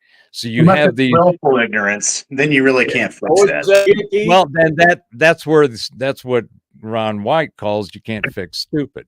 Exactly. Stupid is a choice. Ignorance is just a state. So it's a state of not knowing. So if you fix the state of not knowing and you still choose the wrong choice or observation of whatever it is you're looking at, then you're just fucking stupid. And that's a choice that you've made. So stupidity is a choice. Ignorance is a state of affairs. And all this stuff can be fixed Bada boom, Sarah. Sarah says that citizenry is a result of the quality of education. Exactly. And I would say that citizenry is a result of the educational system we have seen come into play over the last 4 decades. Well, education. Thank the KGB for that. And education and the propaganda machines, because we don't have a legacy media, or we have a mockingbird media, which is essentially propaganda tools that are used to create these mind worms that have become parasites and infected too many people that consume it. That's where we have a lot of the disconnect. But all of that can be fixed too. It's getting the right information. Now, it's not that the right information is not available. It's that it's been suppressed, i.e. all of the societal controls of cancel culture and, you know, the whole Me Too thing and all of this other bullshit that they've tried to do to herd everybody's thinking. It's not that our well-meaning liberal friends are ignorant. It's just that there's so much that they know is wrong. That is not true. Yeah. Thank you, Ronald Reagan. I saw an interview with J.D. Vance with Dana Bash, and the questions she was asking him, she was just drilling him question after question on the cat lady thing. Mm-hmm. And he said, as politely as he does, you've seen him. He says, you're spending an awful lot of time. This is, this is paraphrase. An awful lot of time. Older blonde lady. A sarcastic statement I made 3 years ago, and he said, but you're not spending any time on the substance of the context of that question. He says, what I said sarcastically. He said it was a quip. It was a sarcastic quip because of what has caused the cause behind that. And this is what the news, and that's all I wanted to bring up about that point without getting into that particular point, because this is what the news media does. They are taking things, they are taking things and camping on the minor part of it, because this is what people look at and want to see. Well, you remember during the debate when the dude, the ABC guy fact-checked Trump on the David Muir when he fact-checked Trump on the crime stats? Yeah. And then did you see what happened this week? The FBI basically fact-checked him without fact-checking. Well, they came out and they fixed the numbers. It was oops, we got it wrong. And it went from down to 0.2% or something to up 4.3 or something. And it's like, okay, so basically everything that you hear from any officialdom, any government entity, any administrative, regulatory, doesn't matter, legislative, doesn't matter. Mm-hmm. They have all particularly and very acutely in the last 5 years demonstrated a complete lack of credibility. They have blown any trust they may have thought that they had or deserved or earned, because everything that they've done has been completely wrong. There is nothing that any of these institutional entities have any credibility on anymore. And I'm not talking about just government. I'm talking about the health industry. I'm talking about the pharmaceutical and medicine industry. I'm talking about just the local administrative capabilities of little groups of people in little towns and little geographic regions. Right. All of it. By the way, Morgan, so what kind of ads are they running? I don't see the ads that YouTube plays. Are they playing Kamala ads on my show? I think they probably have. Well, all of the streaming platforms are changing up their monetization model. Rumble just started running ads, and you have to buy a subscription in order to avoid those. And I've had YouTube Premium for 7 or 8 years, and I haven't seen an ad on YouTube in that entire time. So all of a sudden, when I see one on Rumble, I was like, "Oh man, now I got to buy another subscription."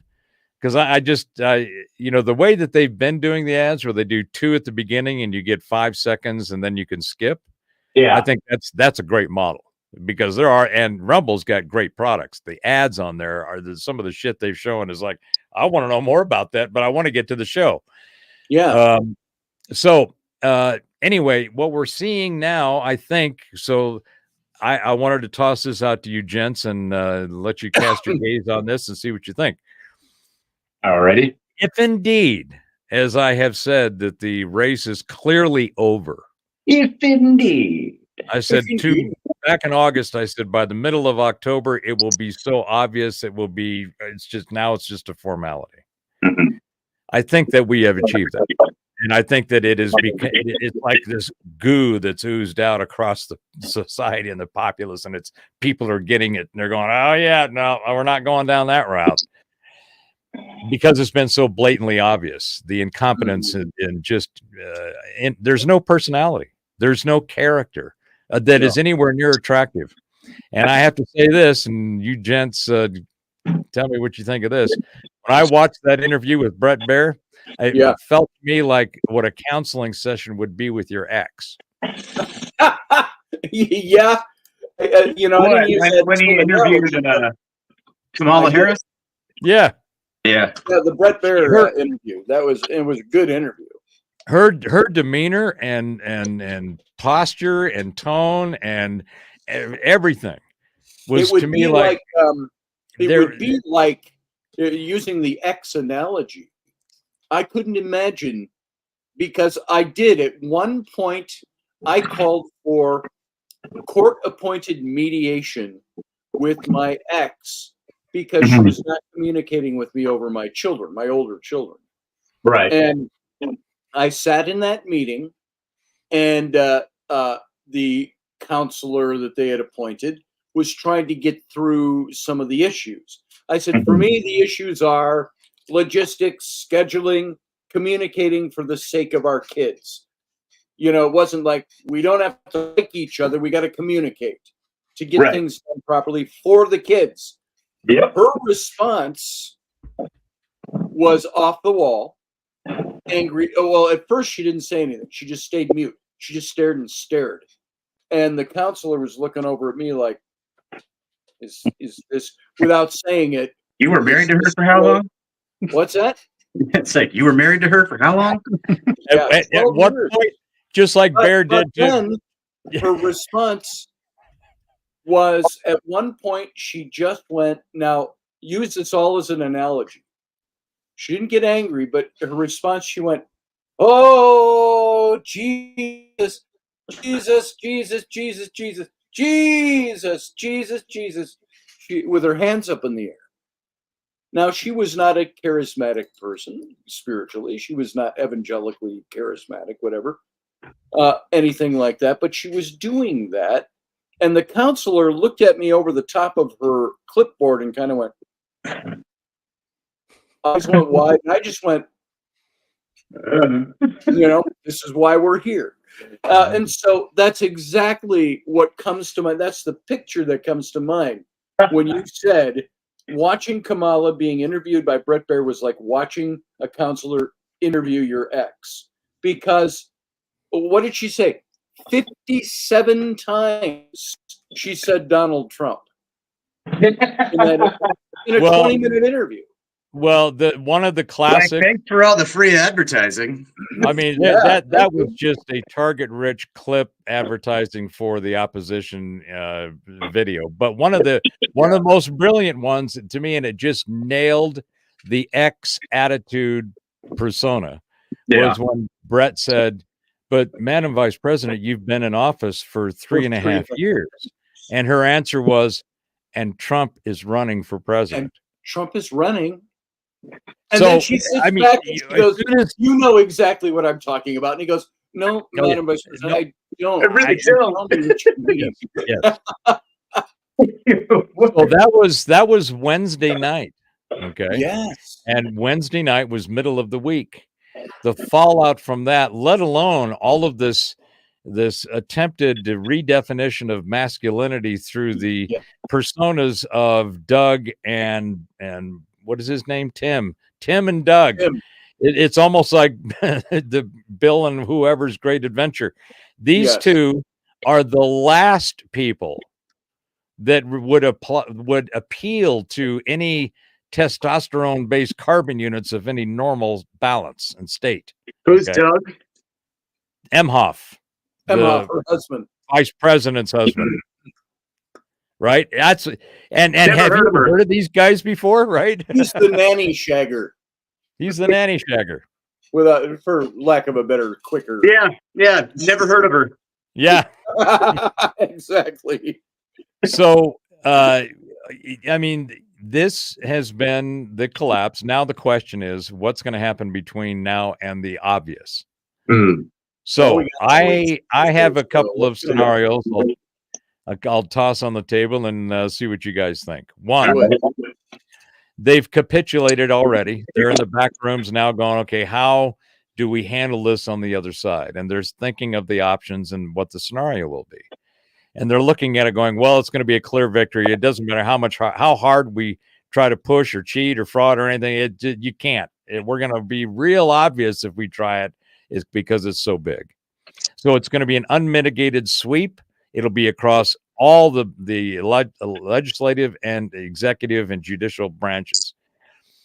There's some really weird shit about Garland's coming out too, which is going to be kind of wild. But they get past the election. Trump, it's clear he's won. They start their transition, but they're sitting there going, wait a minute, we still got the keys to the car for another 3 months. Yeah. What kind of stuff can we do here that will make it very painful and difficult for this guy to finally take over, because he's such there's some line that comes to my mind. What could we fuck with next? Right. In the meantime, I can realistically see something like that happening. Yeah. So one of the possibilities, and doesn't require conspiracy, say hi. but one of the possibilities is that Biden just passes. Okay, He I'm gonna help expires.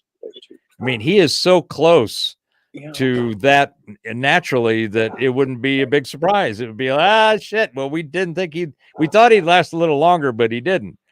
So he expires, right? Look who we have here, by the way. There she is. Hey, beautiful. Hey, Raini. That's you, JP.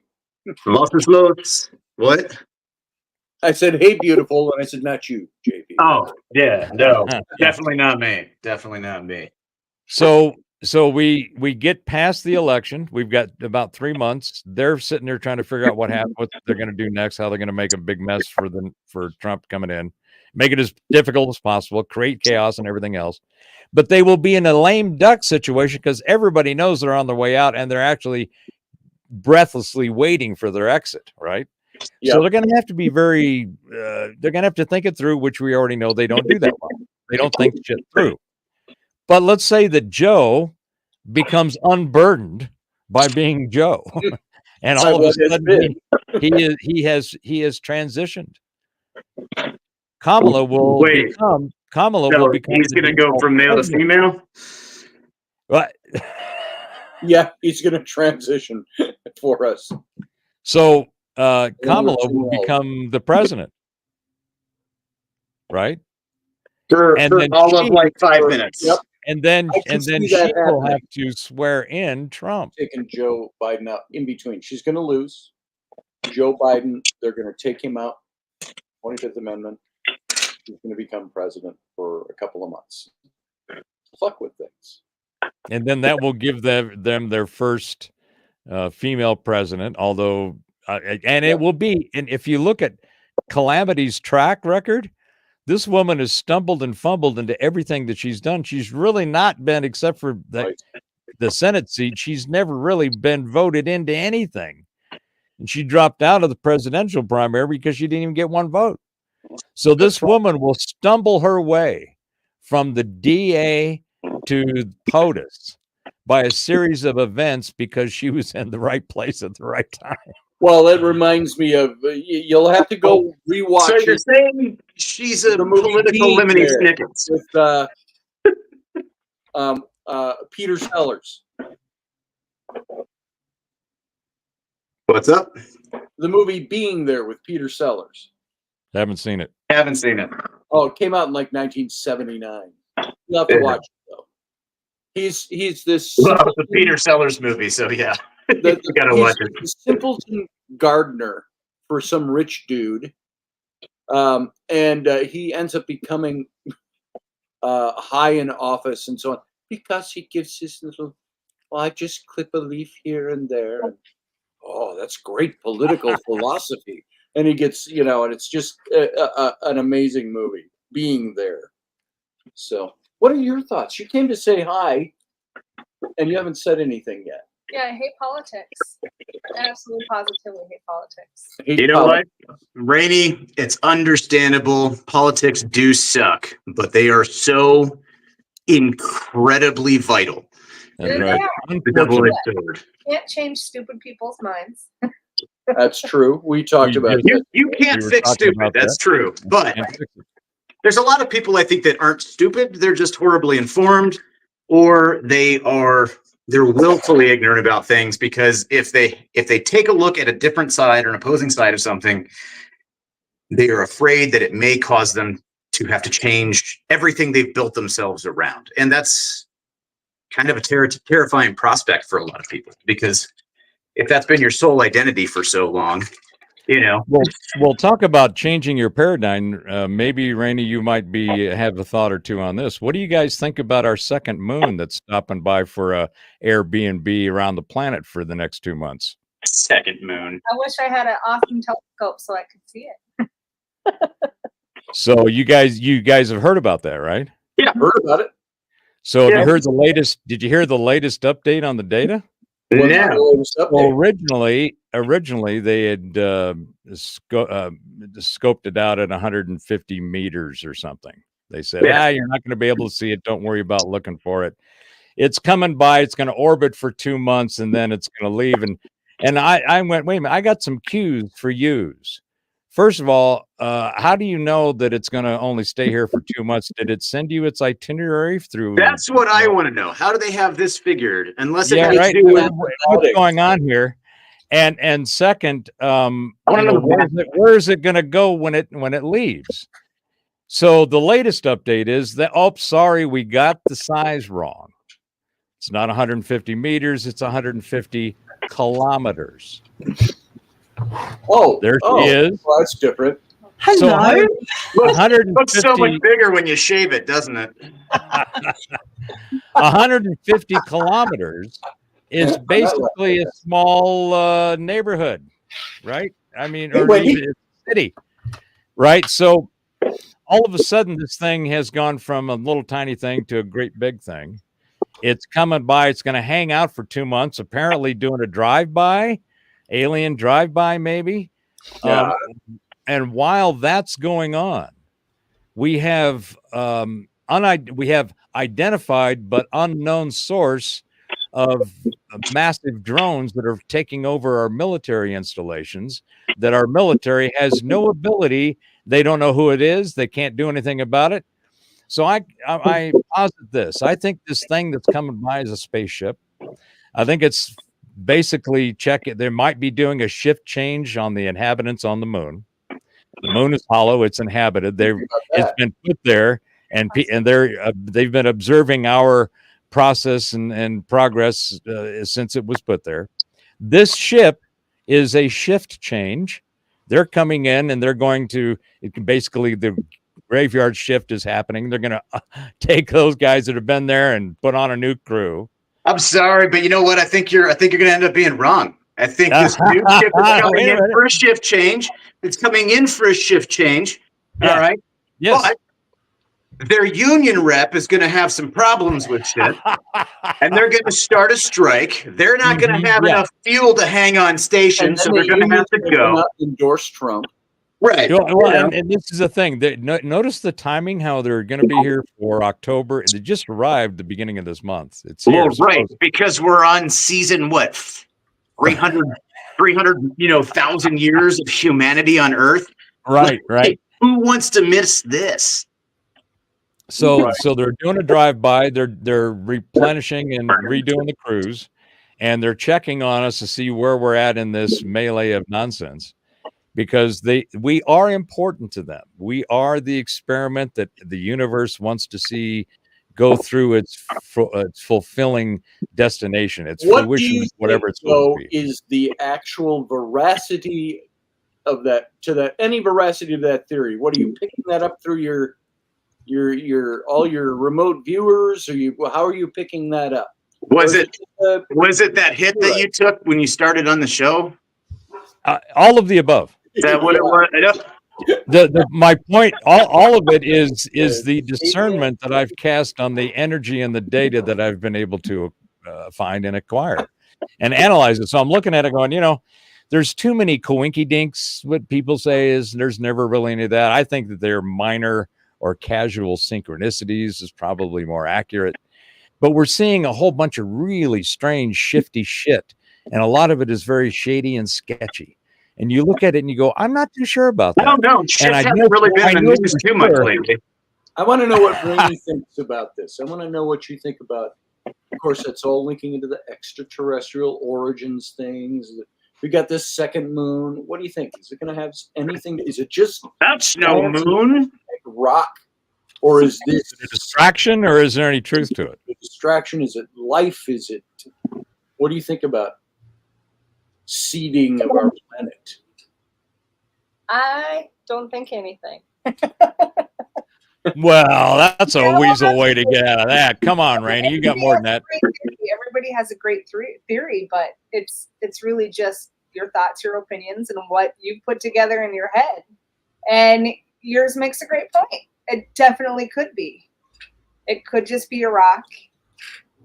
It could just be a giant distraction. It could just be. It could be the end of the world coming, and we just don't know it. Maybe it is. All right, since I'm the only person here who works for the government, you're the first suspect. I can't take it. I can't take it anymore. My conscience is too burdened, so I must unburden my conscience of what was. So you guys can know what can be. It was planted there by the CIA. It's just a rock. That is your. It's just a rock. It's just a rock. We assembled it slowly out there, with like about 75 different launches from Musk. We bolted it all together. It's a hoax. I'm sorry. Like, stop freaking out. Everything's gonna be fine. Just there you go. There it is. Well, that's viable. So you guys are aware of Werner von Braun, right? He's the yes, right, the big father German of the space program. scientist. And his words to his assistant about what the stages were going to be, what the plan was, and it was going to be the terrorism, then the virus, and then eventually aliens was the last thing that they would try to pull, right? Well, we've already got all the terrorism and the virus stuff out of the way. Hold on, wait. The only thing that's left is the alien. When did Werner von Braun state this? 1973, I think it was. It's all documented. So can you send me to a link with the National Archives so I can? Yes. I mean, I grew up in Huntsville, Alabama, which is like Rocket City, USA. That's exactly where Werner von Braun was through the whole. Where did you grow up? Stuff. Where did you grow up? JP, where did you grow up? Well, I spent a couple of different places: Northern Virginia and then Northern Alabama, Huntsville. Did you say Huntsville in Alabama? Yeah, that's where my Impala's from. Yeah. Huntsville, yes. Huntsville. Oh my goodness. How lovely. Yeah. So ketchup comes from Rocket City, USA. Well, all the good sexy things come from Huntsville. That's right. The ones with 4 wheels. Well, Wendy, you've got a show this afternoon. What's going on? Well, it's been a while since I've been on the Scotty show. And indeed my own, but I had to come on. I saw you guys on, and I was like, "What's going on? My own." Sorry, going on with Professor's hat? I mean, what is that on your head? I know it's kind of a war crime, isn't it? Is it kind of like Sherlock Holmes sort of pass off something? I'm looking at it, going, "What the hell is that on your head?" It's a jean, whatever they call the style of It's hat. What do they call this, blue Jason? jean. That looks almost like a racer cap. Because Jason's got the whole Does. Peaky Blinders going on He there, does. very much so, hasn't he? This is a California style kind of hat that we wore back in the 70s. In the 70s? Are you sure it wasn't the 90s? Was that made by Jordache? So have you kept that all these years, Professor? Yeah. I've got two of them. I've got one that's got this design here, and there's another one here. But once I got cotton twill in a hat, that's where you basically denim. It not only was it comfortable, but I was like, holy shit, I'm a 501 denim hat dude. I had a thing going on. Does it still fit you? See, I go away for a little while and I come back and Jason's got some sort of beaver on the edge of his face, which looks like wild and just like, wild. Like it's a beaver. I have always enjoyed having beaver on my face. Yeah, I was going to say, I wasn't going to go there. I was waiting for that. Entendres, be still. And all of you were expecting it. Why should I let you guys down? There's truth to that. And the prof has got something on his head, and I'm like, do you still have hair? Is there still hair underneath there? Oh, hey, look. His forehead does look taller, though. Scotty looks exactly the same as does Raini. They look exactly the same. They have not altered a bit, which is wonderful. But you two are like, I was like, wow, look at these boys. I mean, Jason. Yes. A razor on strike? Maybe. Just a bit? Just a bit. It's a bit bushy. It's a bit beaverish. Do you have to spread it apart to get to the inside? Is that how that works? You open this door, Jason. There we go. I didn't start this. I just said, but anyway, it's nice to see you all, and I'm looking forward to Tuesday when I will be back with young Scotty Roberts. Yes, we will do very long Robertson this Tuesday. Wendy's been kind of down and out for the count. 3 months. 3 months. 3 months. So, and I'm about 70 to 80% better, but I am so sick of being sick that my six got tired of it. But yeah, but Tuesday, tonight obviously I'm back with Wicked Women, and but Tuesday I'm really excited because Scotty and I, we have so many hit and misses with Tuesdays. Sometimes we don't get to do them, and people say, oh, where's Robertson gone? And I'm like, he has children. He's busy. I've been sick, and that's what happens. So I'm really keen to. The last show we did finds a way. The Great London Fire was the last show that we did. It was, yeah, it was. And a lot of people were. I got a lot of feedback on that show, going. It was really interesting, and we're going to have some good shows coming in. We're going to do the. I can't actually give too much away because I don't want anyone else to cover it.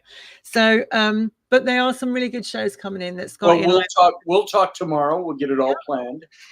And so today your show is at 4 p.m. Central, 5 p.m. Eastern, which would be 11 p.m. Val and Carly and myself will be back at 10 o'clock UK time, it's about sexual revolution of the female kind. Sexual revolution. And Raini, feel free to come on and just give your that did not look like a penny fist, did it? About sexual revolution of the female kind. There would be no bra burning, though, in case any of you decide to come on for that. There is no burning of the bra. Will there be a brothel? Yeah. Always. Always. Bras are too expensive to burn. They are. And in this day and age, they cost a lot. But they're not too costly to remove. So what makes me laugh? It costs nothing to remove. There you go. It costs something. When guys are trying to take your bra off, Raini, they're digging around at the back of it, and you're like, "Do you know how much that cost me?" And they're trying to get it off you like this, and those are the guys that go, "Oh, I know how to get these off." That's where the wagering comes in. I can take that off with. See what I mean? See what I mean? I discovered a long time ago that I discovered a long time ago that it's all on the I fingers. do it 5 times. See, I've had that said to me, but I've got to tell you, like I've known people that are good at it, and they still like going, how do you get this off? And you're sitting there going, that bra cost me like £45 or £50 or whatever. You're just trying to tug off. So, but yes, Sarah, tonight the topic is sexual revolution. All right. I'm sure JP, I haven't seen you for a while, JP. Where you been? Growing his beard. Growing my beard. Been working Playing with my beard. Working on Herbie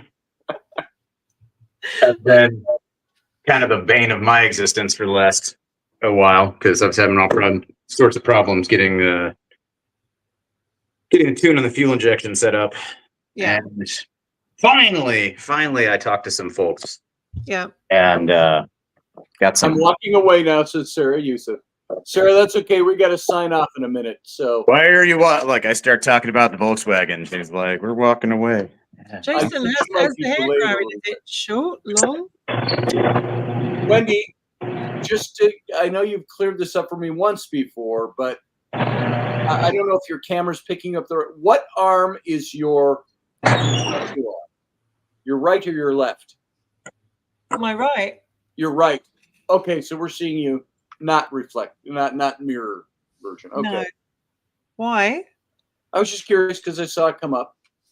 Yeah, no, it's on my right arm, and I'm more than happy to be a guinea pig for you to tattoo on me as well. You're on. There's a couple of tattoos I want, and I'm like, I want a Scotty Roberts. I can do that. Signature. Well, yeah. Jason keeps asking me to do my face on his butt cheek. I told him, I'm sorry. Absolutely not. A little secret. The only tattoo I would potentially get on my butt cheek would be one that says your name, quote unquote, your name goes here. That way I can just say, yeah, I got your name tattooed on my ass. So there it is. Well, I'm sorry. Still want Boba Fett falling into a Sarlacc pit. Prof, So, we might see you later on. Me? Potentially, no. I won't make it. But what time is it this afternoon? 4:05. What time are you? Eastern or Central? Mountain. Oh, you're 3:00. Oh, sweet. I know that one. I know Mountain really well because obviously of Calgary. Yeah, 3:00. So just Mountain, Central, Eastern. No, there's just Mountain, and then there's GMT over here, Greenwich. Greenwich Mean Time. Yeah. We are the center of the world, Greenwich Mean Time. You wouldn't have your Glocks apart from after us. All right, guys. As titillating as that subject is, I might be able to. I am going to be stop by. Were you talking? Were you talking when I was talking? Well, yeah, I was answering Wendy's question about stopping by. And on the way out, I will just say that tomorrow night I'll be on Fade to Black with Jimmy Church. All right. So if any of you would like to stop by and have a listen to me and Jimmy talking about guitars and Southern California, ufology, and moons. And all the other stuff, the moons and everything, will be on. Ufology, is that ufology? Is that the study of all of those crazy things that you say in general? Well, that's a very niche part of it. It's the part where these people talk about shit. Now is that spelled YOUFOOLOG?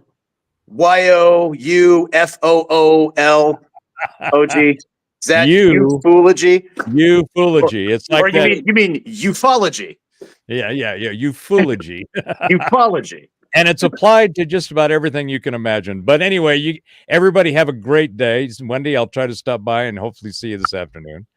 And just know that next Tuesday, we are 2 weeks away from one of the most epic events that human history's kind of witnessed. So I would get rest. I would relax. I would not get too anxious about any of it, and just sit back and actually enjoy the show. Yeah. Because it's welcome, my friends, to the show that never ends. This one is about to end, and it's going to be on an epic scale, in my opinion. So enjoy the show. I believe you. And worry not, because the other side is awesome. That's right. See you, Professor. God, I hope so. All right, JP. Other side. Was he talking about other side? He's talking about the opposition, I think. Oh, I thought he was talking about the other side of things, which would be, maybe the great void. The I great should have had him journey. clarify that. Yeah. Well, Jace, I might see you later.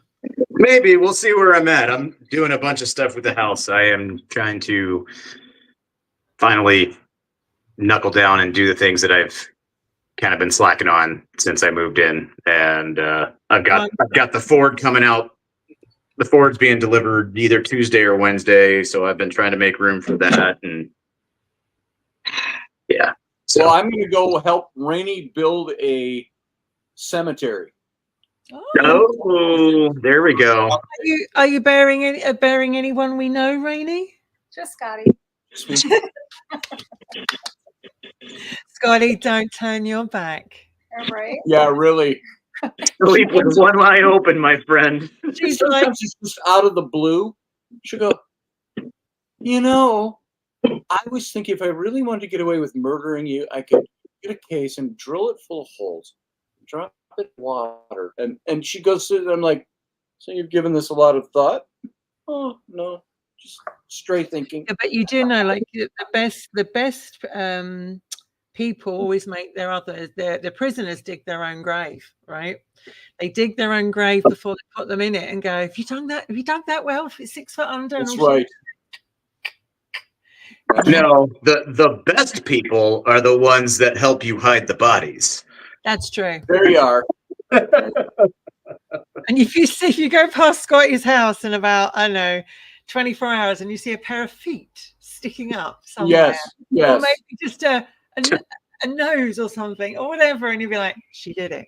Rainy, She saw him off. Rainy, don't murder Scotty, please. No, I can't now. He's talked about it. He's talked about it too much. I gotta let some time pass. Yeah. I'll have nothing to do on Sunday mornings. All right, look. I thought you were lobbying for the position. I'm free on Saturday nights. Well, are you doing the Halloween thing? Is that what it is? The cemetery? You're digging Halloween stuff? And We're doing a haunted hayride, and I Oh, that'd be cool. put our section together for the scout troop. how And, cool. and here's what Rainy does. Bless her heart. I love her. Bless her heart. So we did some Whoa, not in the southern way. hayride thing. Who's here? Rainy goes, oh. No. Oh, That's wait. not how it went. That is not how it went. Oh, wait. Scotty, you've gotta differentiate when you use the phrase "bless her heart." We have Southern people in the audience. Oh, yeah. Bless her heart means They're- fuck you. I know. Right? Yeah. They're gonna. Yeah. Like, oh, aren't you special? So That makes sense to me because I've heard like people from Virginia say that quite a lot. Bless your heart. Now I bless your realize heart. it's rude, right? what did I do to you? You're getting awfully big to crawl all over mom like a 2-year-old. You smell like corn chips. Do you have a This one's going to be 10 very soon. Scotty, there's just before we go, there's a Facebook picture of you in a graveyard on your Facebook page. It's a Christmas wallpaper. That's very nice. Yeah. There's, Okay, guys, we're going to sign out. We got to be done. So, Wendy, where can people find your show? Yeah. Who is what's there? What's Oh, that's going on me. there? Yeah, what's going on? Oh, that was my grandfather's gravesite, which I Oh. haven't seen since he died 30 years ago. So, That's lovely. No, it makes my sense. friend Carr and his wife, they live right around the corner from there, and they do a little bit of caretaking of that cemetery, the big Jewish cemetery there. That's So really lovely. I wonder what so that he was. walked Yes. over and says, we found your grandfather's gravesite. So Well, I will see you tomorrow, Scotty. We will right. have a little chat tomorrow, and I will be back with you Tuesday night, Robertson, God willing, if Rainy hasn't Right killed you. Tonight, yes, I'll be back tonight with Val and Carly at 10 o'clock UK, 3 Mountain. Let me get this right. Just a word to the wise, no bras. Ford Central. No bras, then they don't have to be struggled with. But no, Five there is going to inches. be bras, but there's no burning at the bras. Yes, that's right. Well, you get out of here, Wendy. I'll talk to you soon. See you Have a later, good show. guys. If I see it tonight. May not. I may be very involved in other things, but Bye, have a Rainy. good day. See you later. Love you. And JP. Yes, sir. That's me. And your brother, as always. Always a pleasure. All right. I'm going to let you go. You have fun painting different colors on your wall. Trying to figure out what works. Yeah. So. Right on. All right, brother. See you later. All right. Take her easy. Everybody else, thank you for being here. Thank you for being part of the Sunday morning show, which has gone 21 minutes over. I got other things to do, so I got to get out of here. So I appreciate your time. I appreciate you being here. And remember, Monday, Wednesday, Friday, the Intrepid radio program, which is the official show of this informal Sunday gig, and 9 p.m. Central Standard. And then Tuesday with Wendy, who you just saw, Wendy Robertson. It'll be Robertson on Tuesday at 4 p.m. Central. And you'll see more about that later. So all of you, thank you for being here. And remember, live long and prosper.